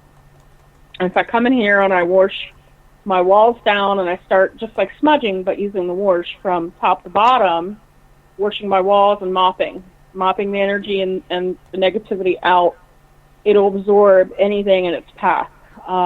It's a remover of negativity and malevolent, pretty much. Okay, and I'm sorry if I missed it, how exactly is it made? It's a recipe that's passed down from generation to generation. It's got, some people up here call it creosote, or creolina is what we call it.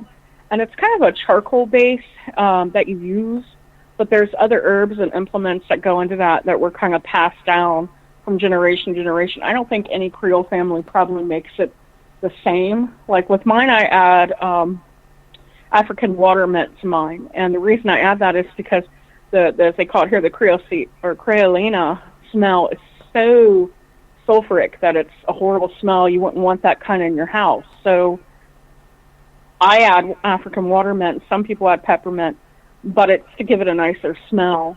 But it does remove everything. If you use tar water, if your house is active, if I used it here, I wouldn't have active spirits in here. They'd be gone. And so it's not discolored. It's still, clear water. It's not darker, making it tar water. It's just, that's what it's referred to as. It's dark.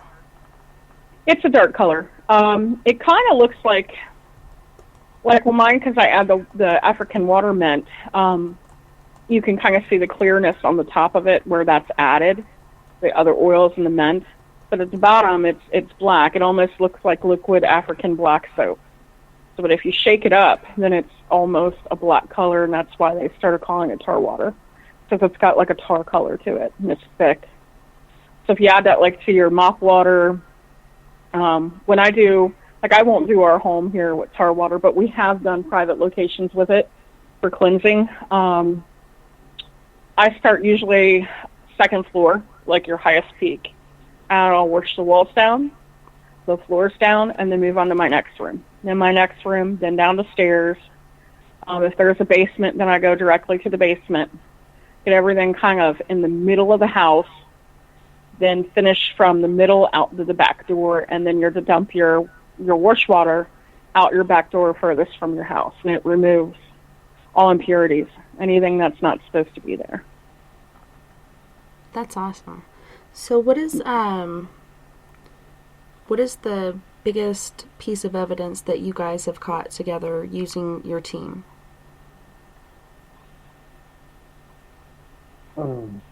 There's been a lot. Yeah, there's so much. I'd say probably the most Class A that we've gotten would either be between the video or the EVP. What's EVP, though? There's that one. Yeah, that was pretty good. We have an EVP, and it was a location where, I don't know if you got all the information on it, but a child had died, and I think she fell down the steps. She fell down the stairs. But Donna's sitting there talking and saying, well, if you don't want to be here, then you can move on. Just let us know what you really want. And then after she gets done talking, you hear literally an EVP of a little girl, probably around 8, 9 years old, saying cake. That's on our Facebook page, not on our website yet.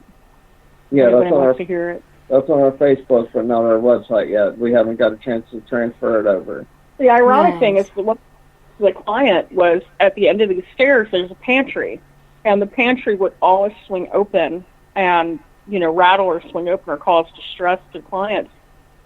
And I was telling them right after the EVP, without us hearing it at the location, that I feel like she was running down the stairs with stocking feet and had slipped, and she would always go to that pantry for like cakes and cookies and, her treats. So I think one of most of our pronounced kind of EVP, we've got a lot, but that one's my favorite. Yeah. It has such innocence to it, and, Well, I hate to cut you guys off, but we got to go to our second break. You guys don't go anywhere. We'll be right back with our third hour. Alrighty.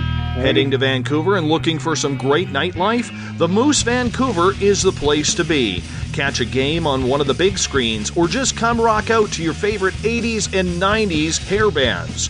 Great food starting at $6.95. The Moose Vancouver is open until 2 a.m. nightly. It's easy to find near the corner of Nelson and Granville. The Moose Vancouver is the official rocking bar of Spaced Out Radio.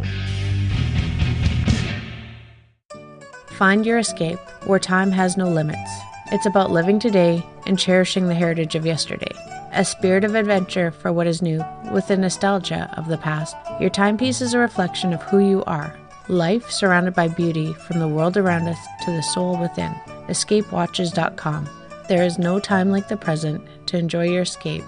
Use promo code SMF2017 for your 20% discount today. Coming September 28th to the 30th, it's our first annual Caribou Paracon, put on by Spaced Out Radio and the Canadian Society of Questers. 3 days of paranormal, supernatural, and spiritual knowledge in the beautiful 108 Mile Ranch, British Columbia. Tickets are $150 Canadian for the event, being held at the Spruce Hills Resort and Spa.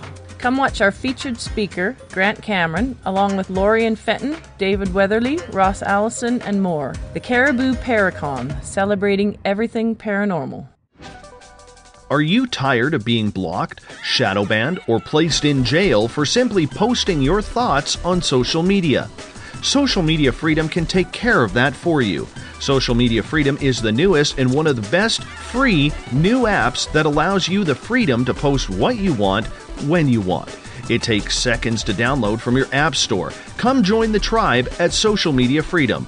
It's time to set yourself free.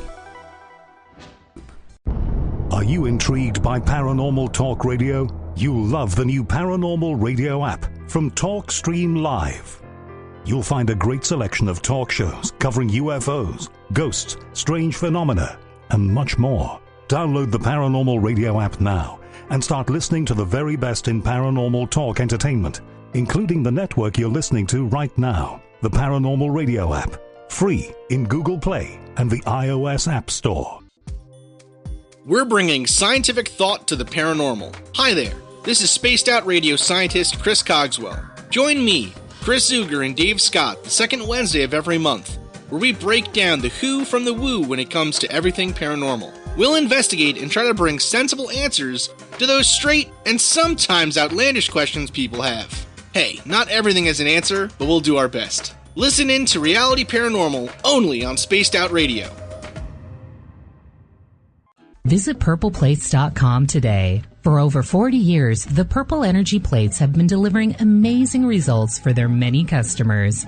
Inspired by the great genius Nikola Tesla, the harmony, healing, and energetic effects of the plates have proven over and over to be beneficial and often miraculous to thousands of customers. Check their site for daily specials and choose from their many energy products. You won't be sorry. Visit them today at purpleplates.com. When it comes to the news, we look for the stories that the mainstream won't cover. Welcome to Spaced Out Radio's The Encounter. This is News Director Everett Thiemer. The Encounter is about the weird and strange stories that occur daily, and we scour the world looking to bring them to you. You can hear me with Dave Scott every Monday through Friday in our Encounter news segment.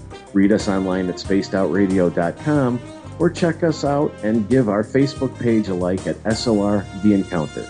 So come give The Encounter a read. Are you an experiencer? Have you had run-ins with strange creatures you can't explain?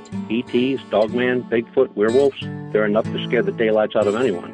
Hi there, I'm Butch Witkowski from your Forecop. And on the last Monday of every month, you can listen to me and the host, Dave Scott, talk about the weird and the strange being reported on Spaced Out Radio. I'm going to bring my investigations and sources, you bring your experiences, and we'll figure out the rest together. Strange Days on Spaced Out Radio. Come tune us in at spacedoutradio.com. You hear footsteps in the empty room above you. Don't be afraid of the things that go bump in the night. Reach for Spirit Storybox, the iPhone app the Huffington Post UK called the only ghost hunting app you will ever need. Spirit Storybox. The spirits are telling their stories. Are you listening? Are you interested in advertising on Spaced Out Radio? Head to our website at spacedoutradio.com and click on our advertising tab.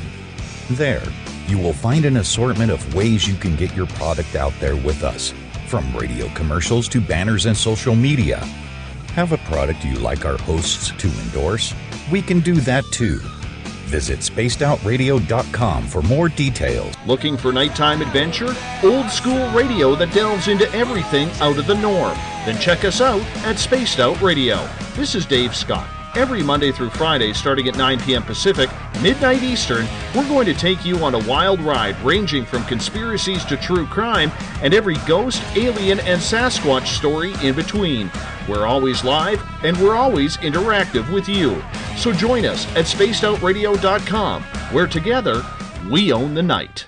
Find yourself constantly looking up in the sky, looking for answers? Have you had extraterrestrial contact? Are you an abductee? Looking for answers to your experiences? Hi there, I'm R. Keith Andrews, Spaced Out Radio's resident ET expert.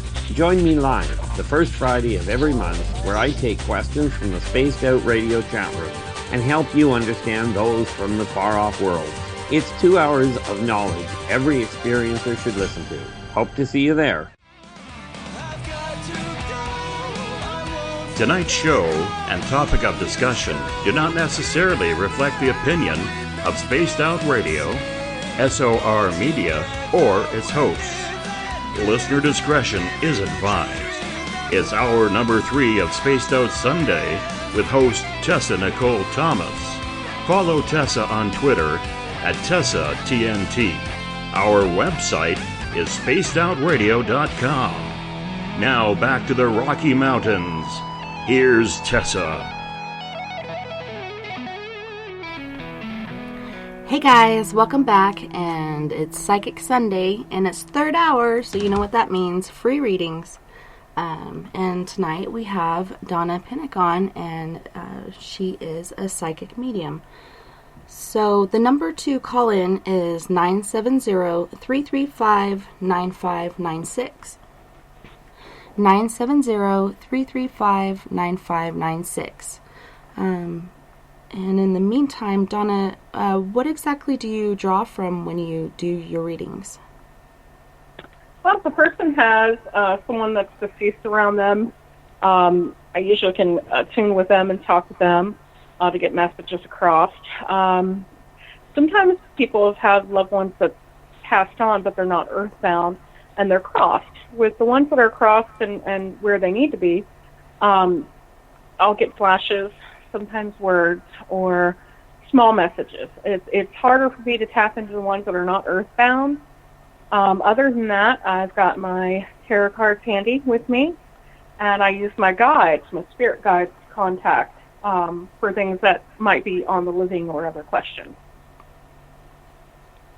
Okay, well, I have some readings on file, or questions, and the first one comes from Crystal Merkley, and she says, I would just love to connect with my brother Christopher Merkley. Okay. I feel like what I get right away is that the brother had, it was unexpected. It's either been very long that they have passed, and the person's holding their memory so strongly that it seems more close. The deceased is showing me a picture, and I'm not sure, again, I'll get flashes. It might make sense to the person I'm reading for, usually it does. Is I'm getting a picture of like a pink-colored flower. It's small, and it seems very childlike. I think that me getting a flash like that is that they are deceased and they are crossed. They're not earthbound, which we do not want our loved ones to be earthbound. We want them crossed and at peace. Is there a specific question that she may have had for them that where I can try to draw from that or get a message?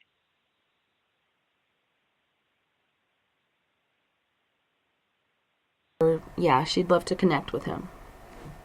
Let me pull some cards and see if I get any more, like a direct message. Okay. Sometimes this can be a great tool when they are crossed and they're where they need to be to get messages from. That's why when I do readings, I always kind of try to have them on hand. Nice.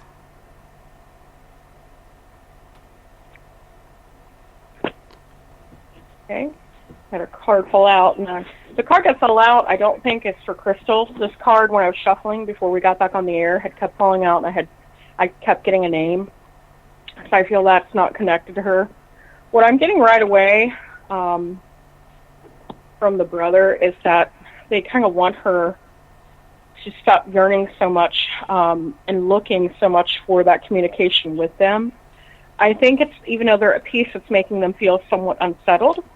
I think the person, Crystal, that is living is unsettled about how they had passed. So within that, I think his message to her is kind of to remember, but to let go. And it's more, what I'm getting from the cards I pulled, it's more for her. Everyone grieves, grieving's fine, but I feel she's holding so closely to that it's causing disruptions and kind of like her relationships is what I'm getting off this, her relationships in life. And that doesn't necessarily mean like a significant other. It can be relationships with, I'm getting strongly parents. It could be relationships with children, like family relationships causing difficulties. So they're asking her to kind of let what had happened go and to grieve them properly and not hold on so tightly to what had happened. All right. Moving on to the next question. This is from Jade Art, and she's wondering if you can pick up anything about her moving and if there's a place that we need to be that would be good for us to be, where, and thanks. No, you did say her name was Jaden. Was that correct? Jade Art. Jade Art. Okay. The card that fell out, and I'm getting my guides are poking at me to say this. The card that fell out earlier, and I was just telling Matt when I was shuffling them before we got back on the air, that there was someone with a strong J name, and I kept getting like Jaden, Joni, something like that. But I feel they have, I know it doesn't pertain to our question, and I'll get to that, but I feel like they might have a mothering spirit around them. I don't necessarily think it may be a mother, but a mothering like figure around them. I think the move, she needs to make the move.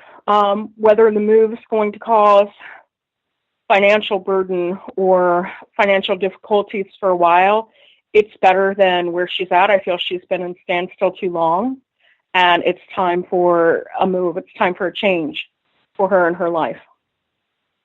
So the move kind of needs to happen. Okay. That sounds like a good answer. So that would be good for them. Yeah, absolutely. Okay. Our next question comes from Robin, and he's wondering, he would like to know if he will be starting his own podcast, but that also he's wondering and not sure what direction he should be going in life.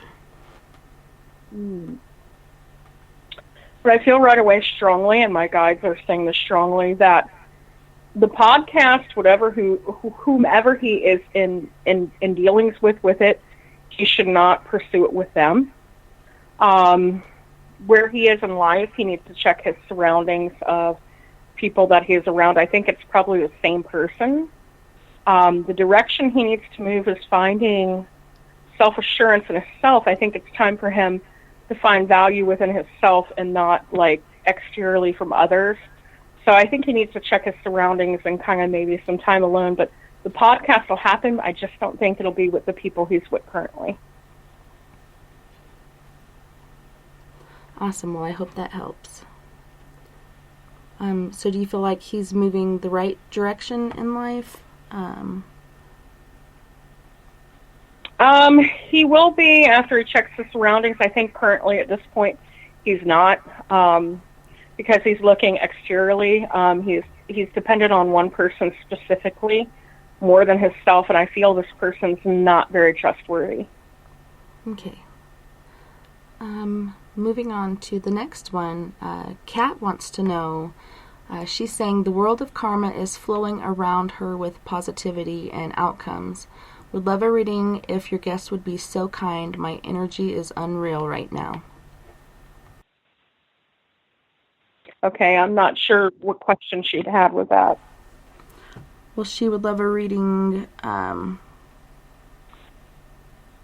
probably about her current situation.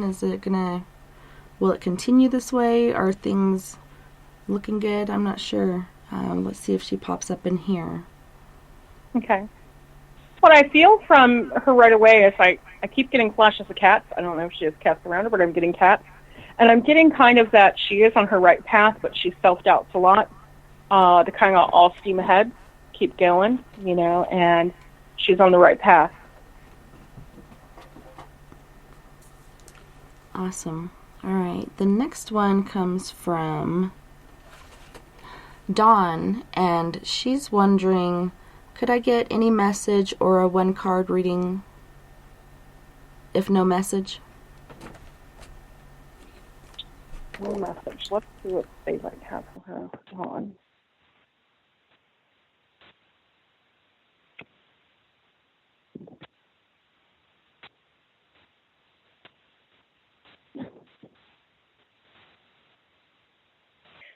What I pulled here is I feel like her message and something she's seeking, and she doesn't like to out her messages. But what they're kind of saying is that she's going head on into something unknown, an unknown territory for her. I feel like this unknown territory, it's kind of peril. She needs to be careful with it. When she does approach it, she needs strength in numbers, something that she shouldn't be alone within.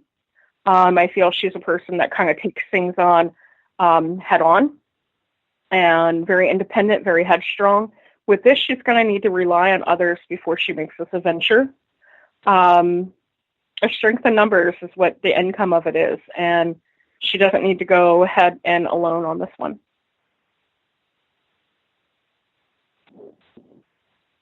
Awesome. Kevin J is in our chat room as well, and he's wondering if he can get a card reading or a message. Okay. You said his name is Kevin? Yes, Kevin J.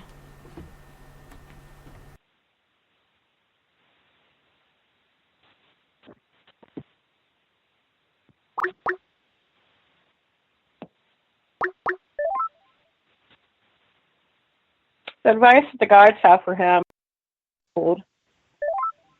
is there's someone that looks up to him a lot, and this person that looks up to him a lot, he's very critical with, almost like parental, and I think he does it out of love, but the guides are saying that he needs to follow it full with more temperance and not so much judgment, to take some steps back and to review the situation and approach it with more patience and compassion, I think, is something he needs to implement within this situation instead of being more critical. I think he'll have a better outcome. A better outcome? Yeah, he'll have a better outcome if he approaches it differently. Okay, well, we have a caller on the line. Who are we talking to? Hello, this is Christopher. Hey, Christopher, how's it going? All right, haven't talked to you all in a good long time. That's for I sure. have a question.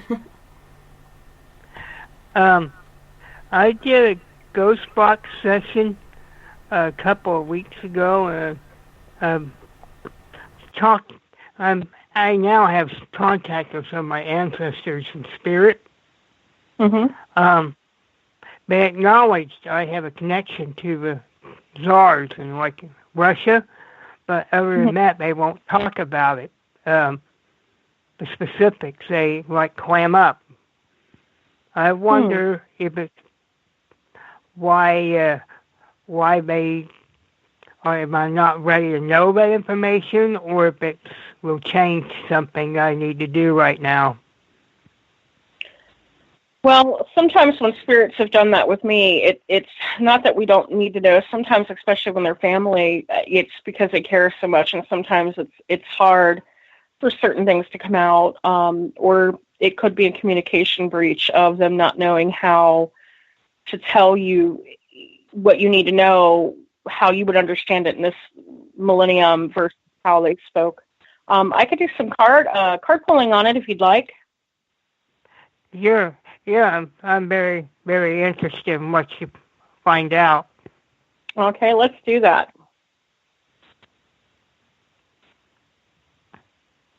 Just kind of shuffling them up a little bit.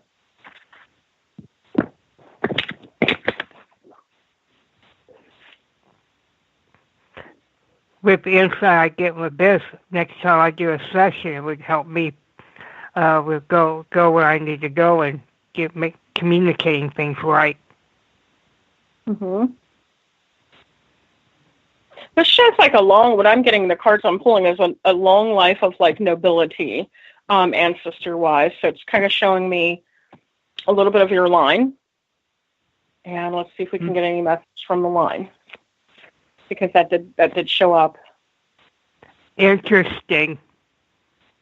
And I never even talked to you before.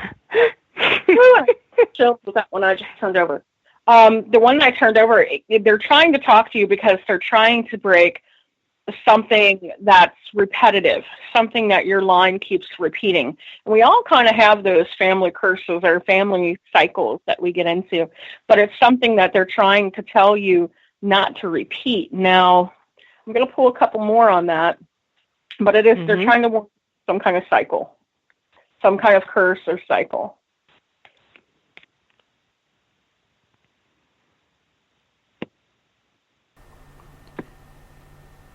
Okay, the cards I pulled up, and I don't think they're going to give me any more after this.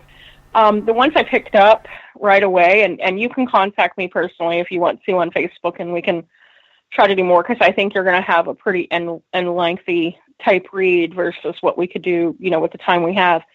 The one that came up after your cycles was kind of a card that leads me to believe that in your line as well. I know you're trying to do Ghostbust sessions, but I think in your line they've all kind of communicated. This is showing me with the dead.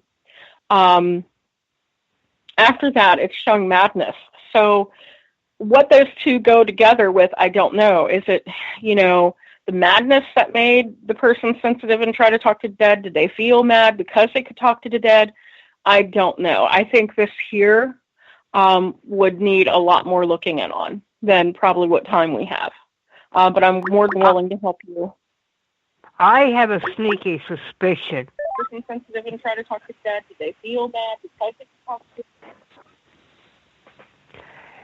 Yeah, I have a sneaky suspicion about that. I looked up a little bit of my medical history on my dad's side, and mental illness is part of it. Mm-hmm. Well, yeah, my real dad. Yeah, and definitely get in touch with her, like she said, and you guys can get more of this figured out. Yeah, absolutely. Thank you so much for sharing all that, Christopher. I appreciate this. I'll get in touch with you after. I'll just give you my contact info after the show. Okay, sounds great. That was an awesome reading. That is so cool. Thanks. Thanks, Christopher. This is great. Thank you. Yeah, for sure. Have a good night. You too. Bye-bye. Bye. All right, our next caller is from area code 360. Who are we talking to?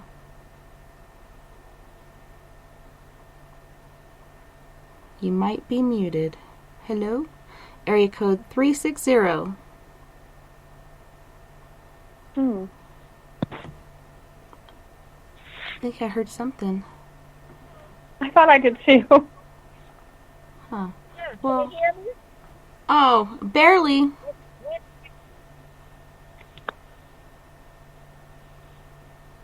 I could hear you barely for a minute, and then I couldn't hear you.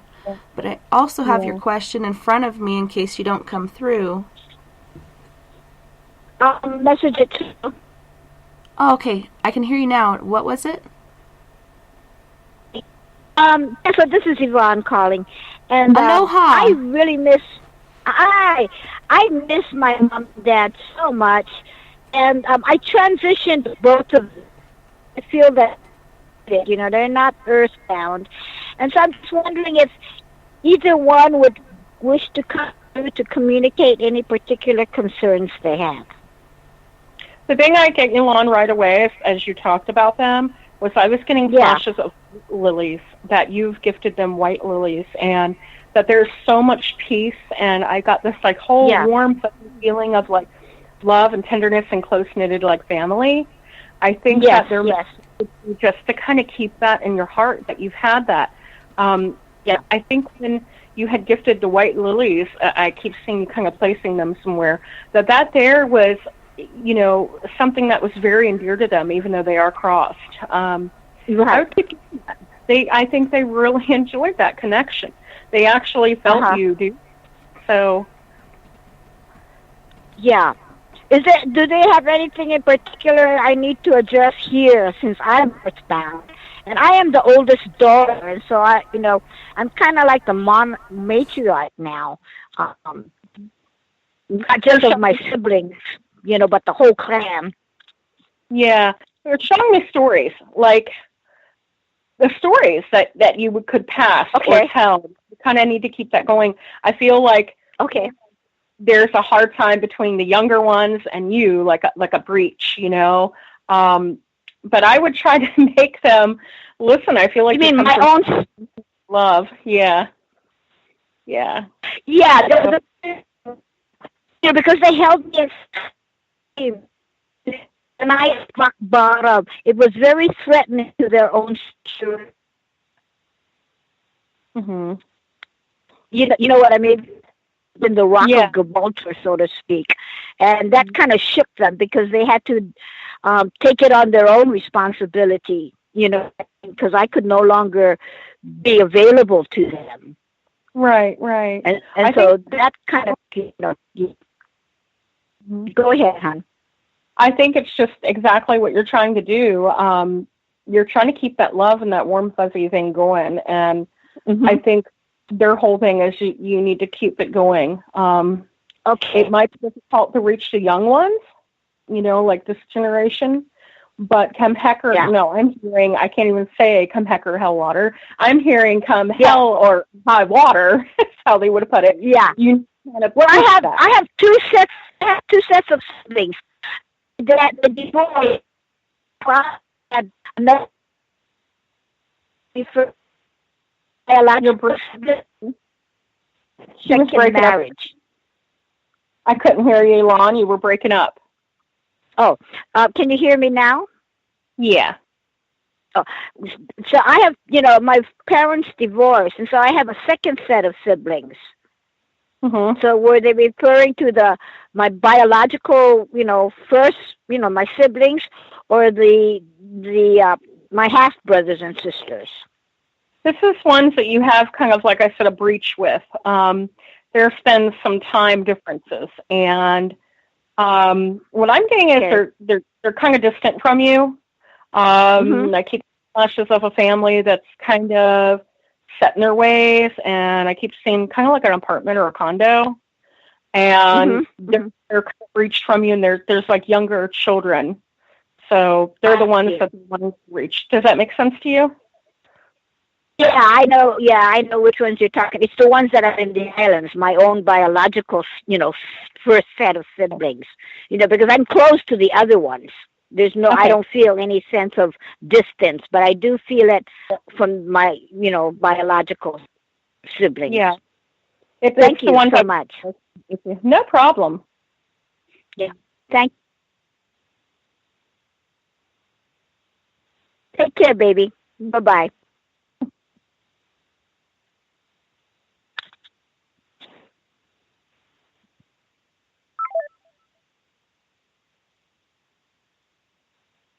And this is Robin. Good. So my question is, for some reason I have the feeling that I need to go to China and Japan, and I don't know why. I'm sorry, I didn't catch that. Turn to what? For some reason I have the feeling that I need to go to China and Japan, but I don't know why. Okay, let's do some card pulling on that one. The only thing I get right away is I don't know if you believe in past life, but it might be to figure something out from a past life. But I'm going to pull some cards on it.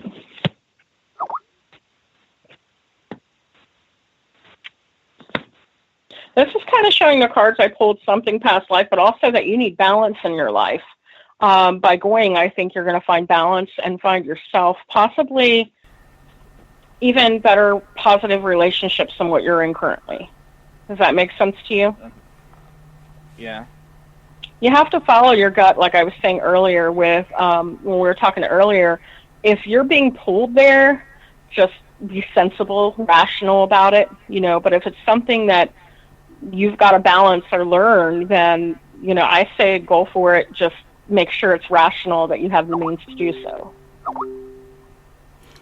Okay. Well, I hope that helps. Thanks. Yeah, you're welcome.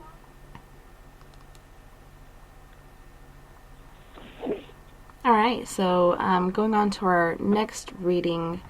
This is Karen S., and she said her dad has passed. Does he have any messages for her? Okay. I'm going to shuffle my cards I'm feeling here.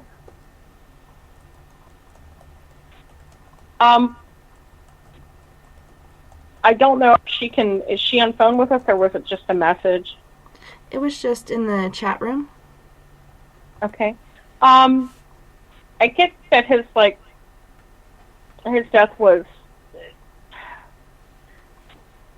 something nobody was kind of fully expecting to happen.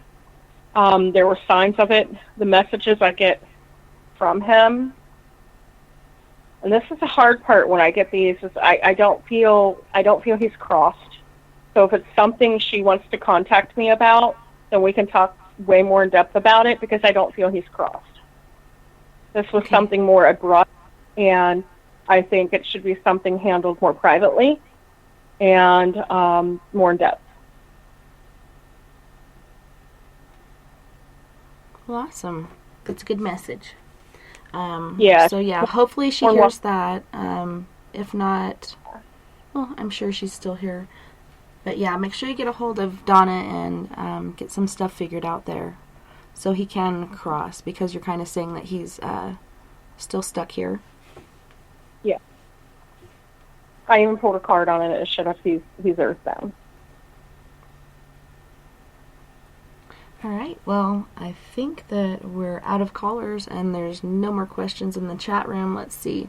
Donna's saying, can you connect people who are about to cross? Can you connect with them? Well, I can definitely try. Like I said, I can contact ones that are crossed. I'll get flashes, or ones that are earthbound. I have a better time with communicating with. We could definitely pull some cards and, see what we come up with.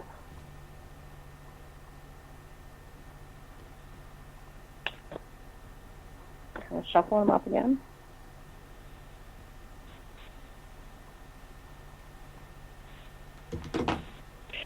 Okay, the thing I got is the person they're inquiring about is crossing. I feel that their message would be that once they are gone and they are crossed, that they need to hold the memories that they currently had of them together, and they don't wish them to have any grief. They want peace for them because they have reached peace. So it's kind of like they want a mutual peace between the two of them. Kind of remember them in all the happy times. Yeah, and that's really good sound advice. Mm-hmm. Let's see, I just saw one here, but it's not in caps. When you guys do your questions, make sure it's in caps. But Karen's wondering, can I get a past life or a lineage reading, please? Now, those I can do a quick recount draw on with the cards I have, but I do have a past life oracle set that's pretty in-depth. So again, if they want to contact me, they're more than welcome, but we can definitely pull some impromptu cards here and see what we get.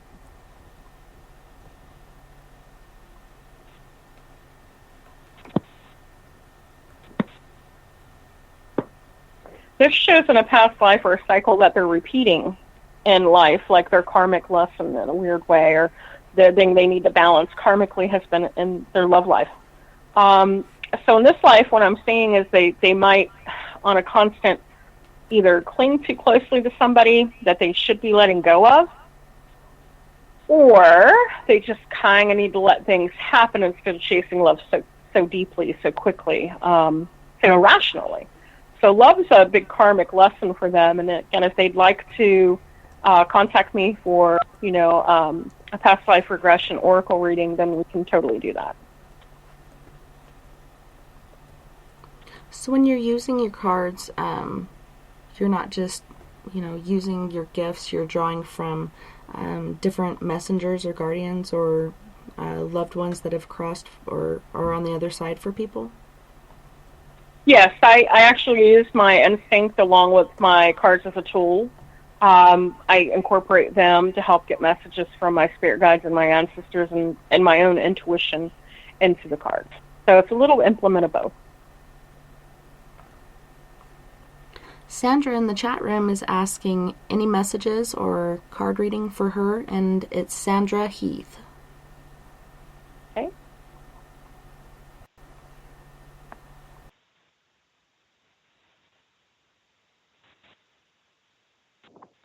I'm getting right away before I do any cards for her. That's something she's holding within herself as fault is not her fault. And this loved one would like her to let that guilt go, to be rid of it, and to kind of pursue their life that they've been holding, that she's been holding back on.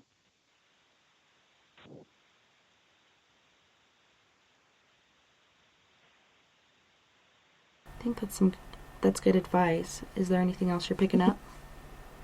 No, that's what their loved one that is gone, I think, they want them to let go of guilt. Something wasn't their fault, but they're holding guilt over their own head for. Awesome. Well, we have area code 780. Who are we talking to? Hey guys, how's it going? Craig from Canada. Hey, Craig. Hi, Craig. I just had a question. I'm gonna meet up with somebody on Saturday. It's like a first date or whatever. I just wondered maybe you could do like a general reading on that. That's cool. What I get right away, first and foremost, and it's probably gonna make you laugh. My guides are saying, do not look in this person for the normal traits that you usually look for. Does that make sense to you? You have your own. She's much different. Sorry. Yeah. So they're saying look outside the norm than what you usually do. I think what they're saying, I'm not pulling cards on this one because they're pretty telling me these pretty quickly. They're saying that you have a type, and the type is set up since kind of like high school. So something kind of made this type since high school for you. I guess a situation or something you had went through. But since then, you've been like pursuing a certain type of woman. They're saying you need to let go of that, because if you don't let go of it, the state that you have, it could very much flop. I think this person, you could find some of those characteristics in, but at the same time, I think if you look too deeply into that, you might miss something really important. Okay. Does that make sense to you? Yeah, for sure. Okay, good. Yeah. Look, if I look too deeply, I'll miss something, right? Yeah, it's something, if you look too deeply for a certain kind of pattern or characteristic that you really like in someone, you're going to miss like something important and possibly an opportunity with this person. Kind of enjoy the journey. I watch thought patterns, and I'm a Virgo, so I like rip apart all their thought patterns and stuff. Oh, okay.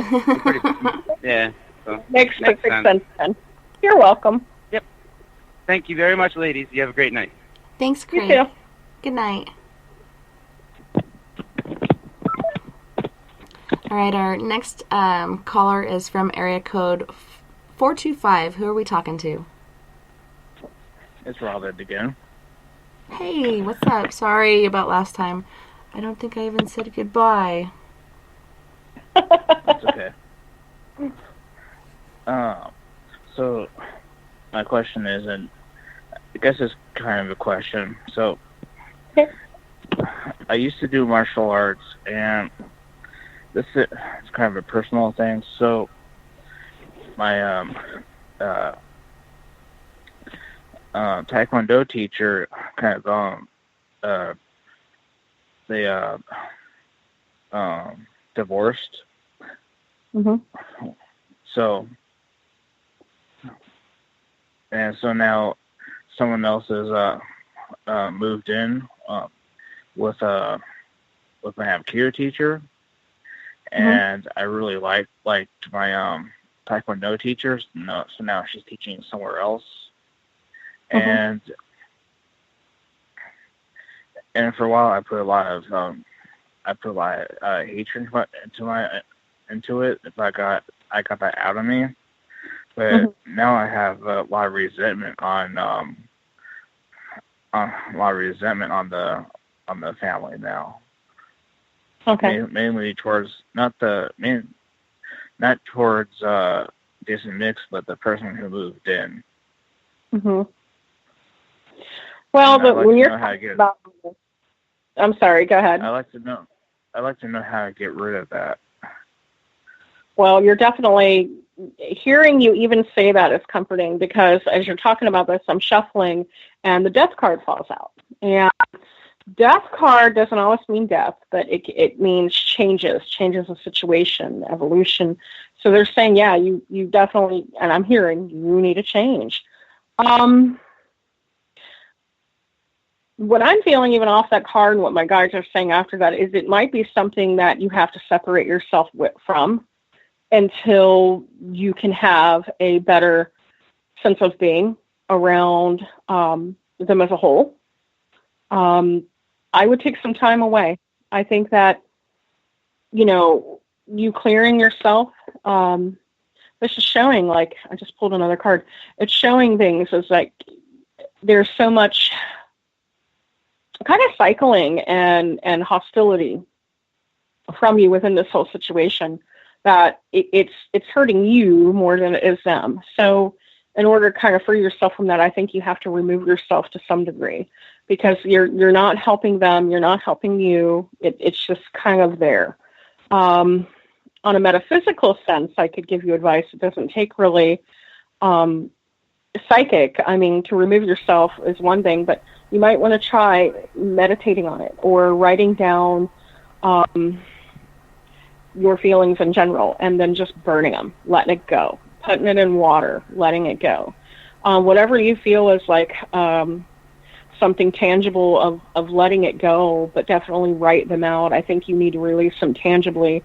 And I think while you're doing that, you're going to need to remove yourself for a period of time from that situation. You might be able to approach it after, depending on how you feel, or it might be something, if you can't set right with it, you might have to remove yourself completely, because those emotions are just kind of going to fester in you, and it's not doing you or them any good. Okay. Make sense? Thanks. You're welcome. Thanks for calling in, Sir Robin. It was so nice to hear from you. Yeah. Thanks. All right, have You're a good welcome. night. Bye. Bye-bye. So then we have Kevin, and he's asking if he can get a past life reading. Sure.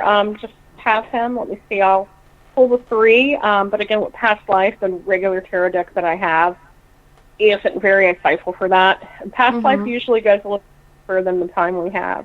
But I will definitely see what we can come up with for now.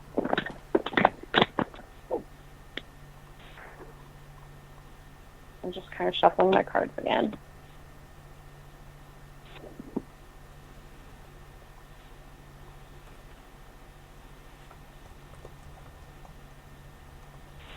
This shows that in past lives, again, it's not going to show me whom they were, what they were, anything like that, but maybe emotional impact or lessons or something that needs balanced from the deck that I'm using currently. But it's showing that he's a person that runs away from a lot, and that's something that needs to be balanced in this life. He might start a project and feel tiresome of it, or even if it's a relationship or something, anything he might find tedious or too hard for him to manage, then it's hard for him to keep on that journey. I think this affects a lot of things with him. It could affect train of thought. It could affect relationships, possibly employment, or dreams that he might have that he's not finishing.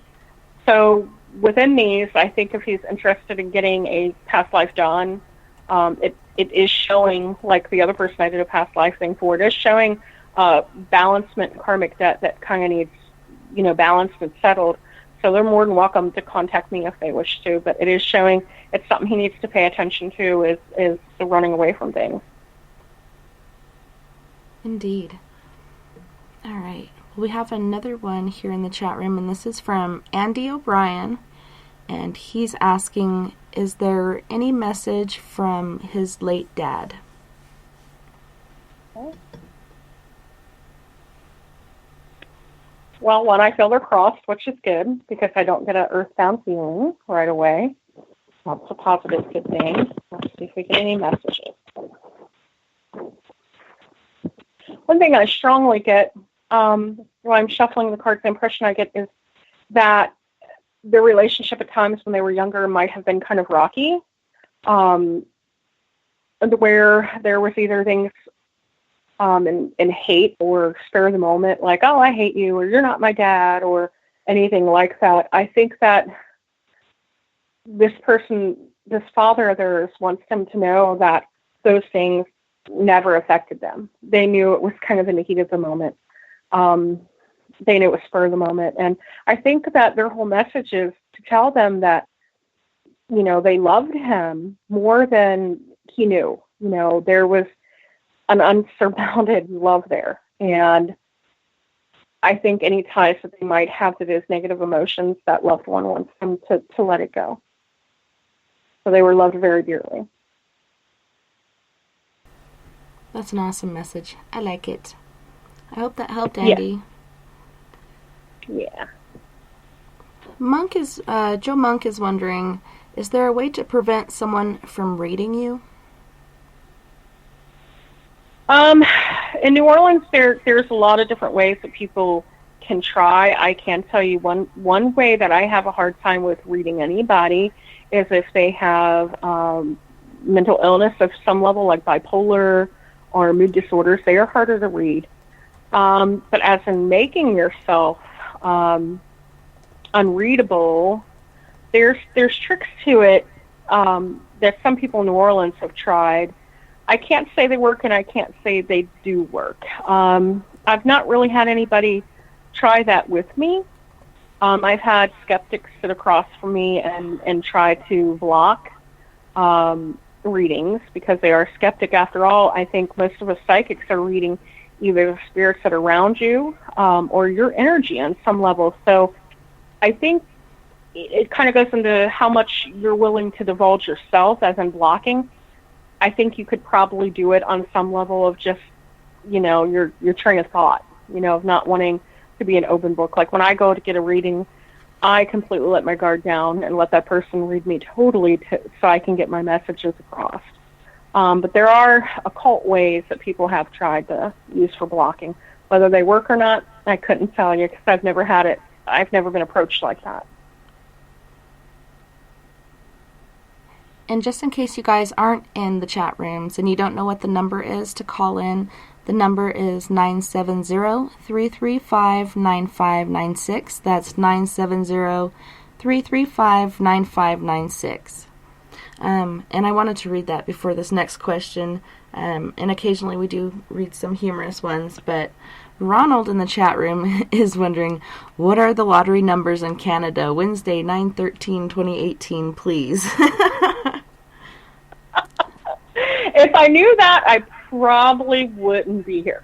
That's right. Either. I wish it worked that way. I really do. Me too. That'd be awesome. It would be. Yeah, I always like to read those because it always, gives you a laugh, and it's good to laugh. It's good medicine. Absolutely. So Joe Monk was reiterating and saying, no, I mean nosy people trying to read me. Like if he doesn't want to be read, but he knows somebody that can read him, is there any way that he can protect himself from that? Oh, okay.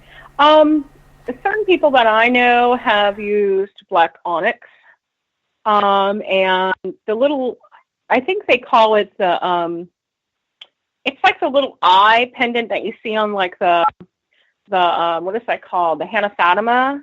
It looks like a blue and white little like stone, but it looks kind of like an eye. They've used those back home a lot to block with black onyx. Another good one we just learned about together, me and Matt, was in a metaphysical way, is fire agate. It has invisibility properties. So within invisibility, I'm very thinking that it probably could block reading. It has invisibility. We've tested it, we've tried it, it does work. For readings, I'd say it's, pretty good. I used it in an experiment we were doing, and the experiment we were doing kind of blocked an entity from seeing what my true purpose was. So, and I held the fire agate, which usually I'm pretty open book since we're communicating our energies back and forth. So the fire agate blocked that, and I thought that was a pretty awesome experiment. Yeah, that is awesome. We actually have a caller from area code, I believe it was 425. Who are we talking to? It's Robin. Hey, Robin. What are you doing? Yeah, so on my dad's side, we have a Native American history. Mm-hmm. And we seem to have a lot of history dealing with a Thunderbird, and I would like to know why. That is not my area. That would be more Matt's. If you don't mind, I can have him answer these right here with me. Yeah, for sure. Okay. Because they're okay. Yeah. Within the American lore, the Thunderbird, a.k.a. the bird of lightning, is a bird of power. It is one of, how's it put,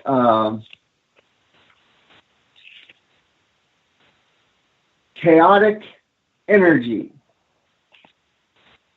The bird of chaotic energy is one that is set out to run the energies, and it has the power and the strength of thunder with the chaotic energy of the electricity.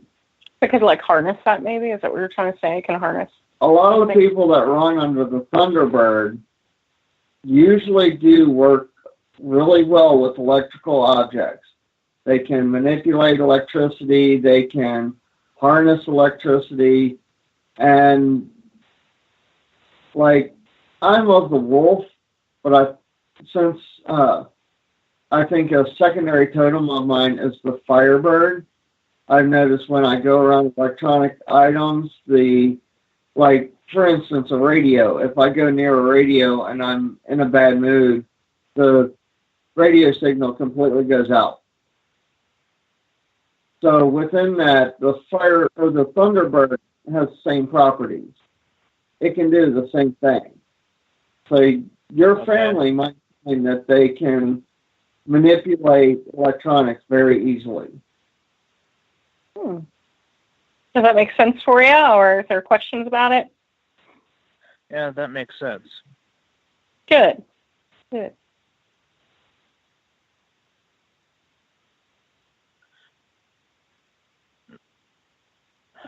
No, that's it. That's it. That's a good question. Mm-hmm. Yeah, it would. Well, have a good night. You too. I hope, brother.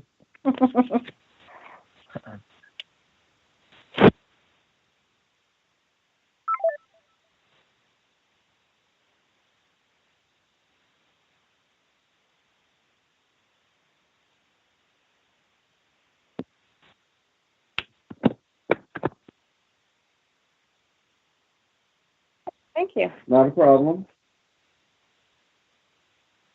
And that number again, since I was muted, 970-335-9596. Yeah, the native stuff really intrigues me. Is there more stuff that you can tell us about it while we're waiting for callers or questions in the chat room? I have a lot of stories, but mostly the best thing that I could really say with limited time would be everybody can harness the abilities that the Native Americans do. It's just you got to know what animal to ask. Everybody has the totem animals and then the spirit guide animals. If, for instance, if you're wanting power and you're wanting strength, you confide in the bear. The bear gives you strength. The fox gives you cunning and wisdom. The wolf gives you stealth and agility. So if you actually look up each individual animal, and you can find out what animal can guide you and help you with each problem you might have. What I find how it can incorporate with paranormal even is, like, when you talk about your animals, like, some of them can be very protective if you call on, I've noticed that power to, like, certain locations, or like when we went to Hinsdale Dandy. we were told by my guides, like, about a month or two in advance to tread lightly there. So within that, you were able to come up with something very protective for that location. And then we found out once we were there, a lot of it was because of Native Americans that were there. So I can see where even studying Native American lore, being interested in it, kind of goes hand in hand with the paranormal in a way, too. I mean, it's historical, you know. You got to think. What is that, Matt? I'm sorry. Oh, you're fine. I'm sorry as well.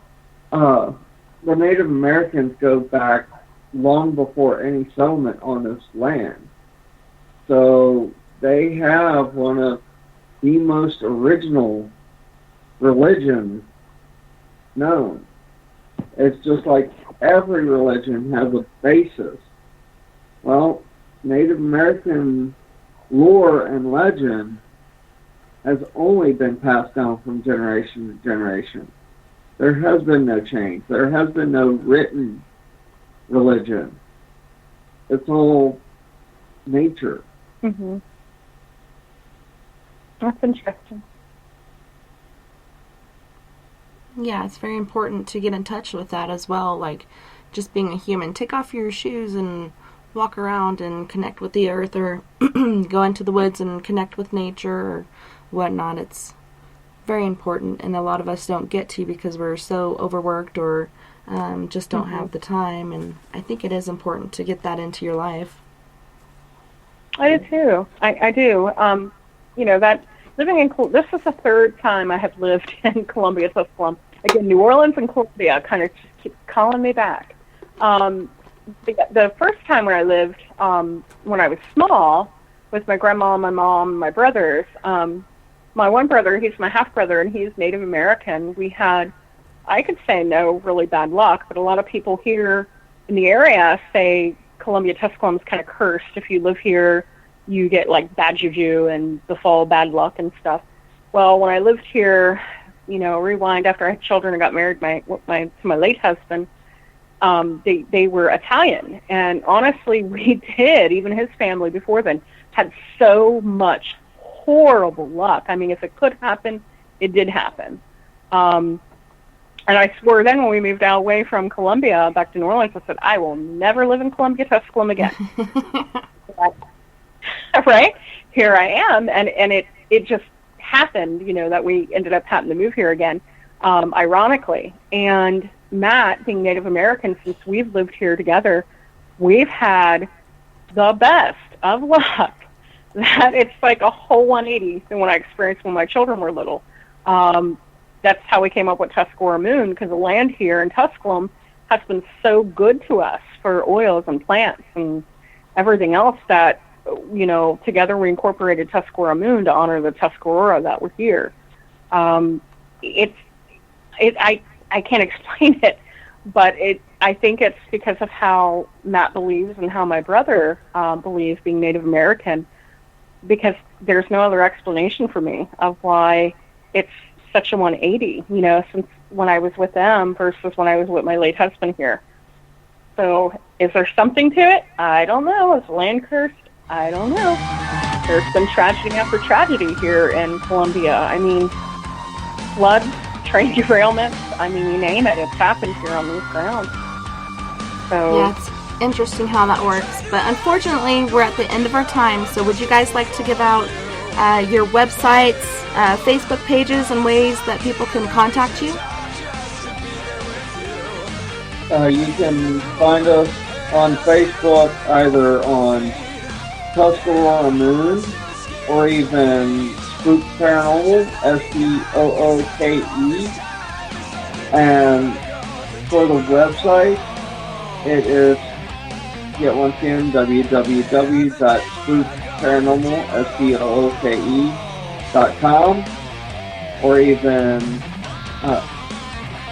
MIZVAMP at I think it's Wix. Yeah. .com/Tuscarora Moon. Awesome. Well, I just want to thank you guys so much for being on the show tonight and doing these free readings and helping out our listeners. I really appreciate you guys for coming out. We had a great time. Enjoyed it. Awesome. Well, I hope you guys have good luck on your world's largest ghost hunt, and I hope to talk to you guys again soon. Yeah, absolutely. Take care. All right, you guys have a good night. You too. Bye. Bye. And thank you so much to everyone in Spaced Out Radio, Facebook, Spreaker, Twitter, Paranormal Radio, TalkStream Live, Deep Talk Radio, and wherever else you may be listening in the universe tonight. I had a wonderful time this evening, and it was my pleasure, literally and figuratively, and I can't wait to do it again next weekend on spacedoutradio.com. Until next time, nighty-night, love and light to all my space cases out there, and don't forget, we are all in this together. Together, we can make the world a little better, and together, my friends, we own the night. You guys have a wonderful week. See you back here next weekend. Don't work too hard, and take care of yourselves.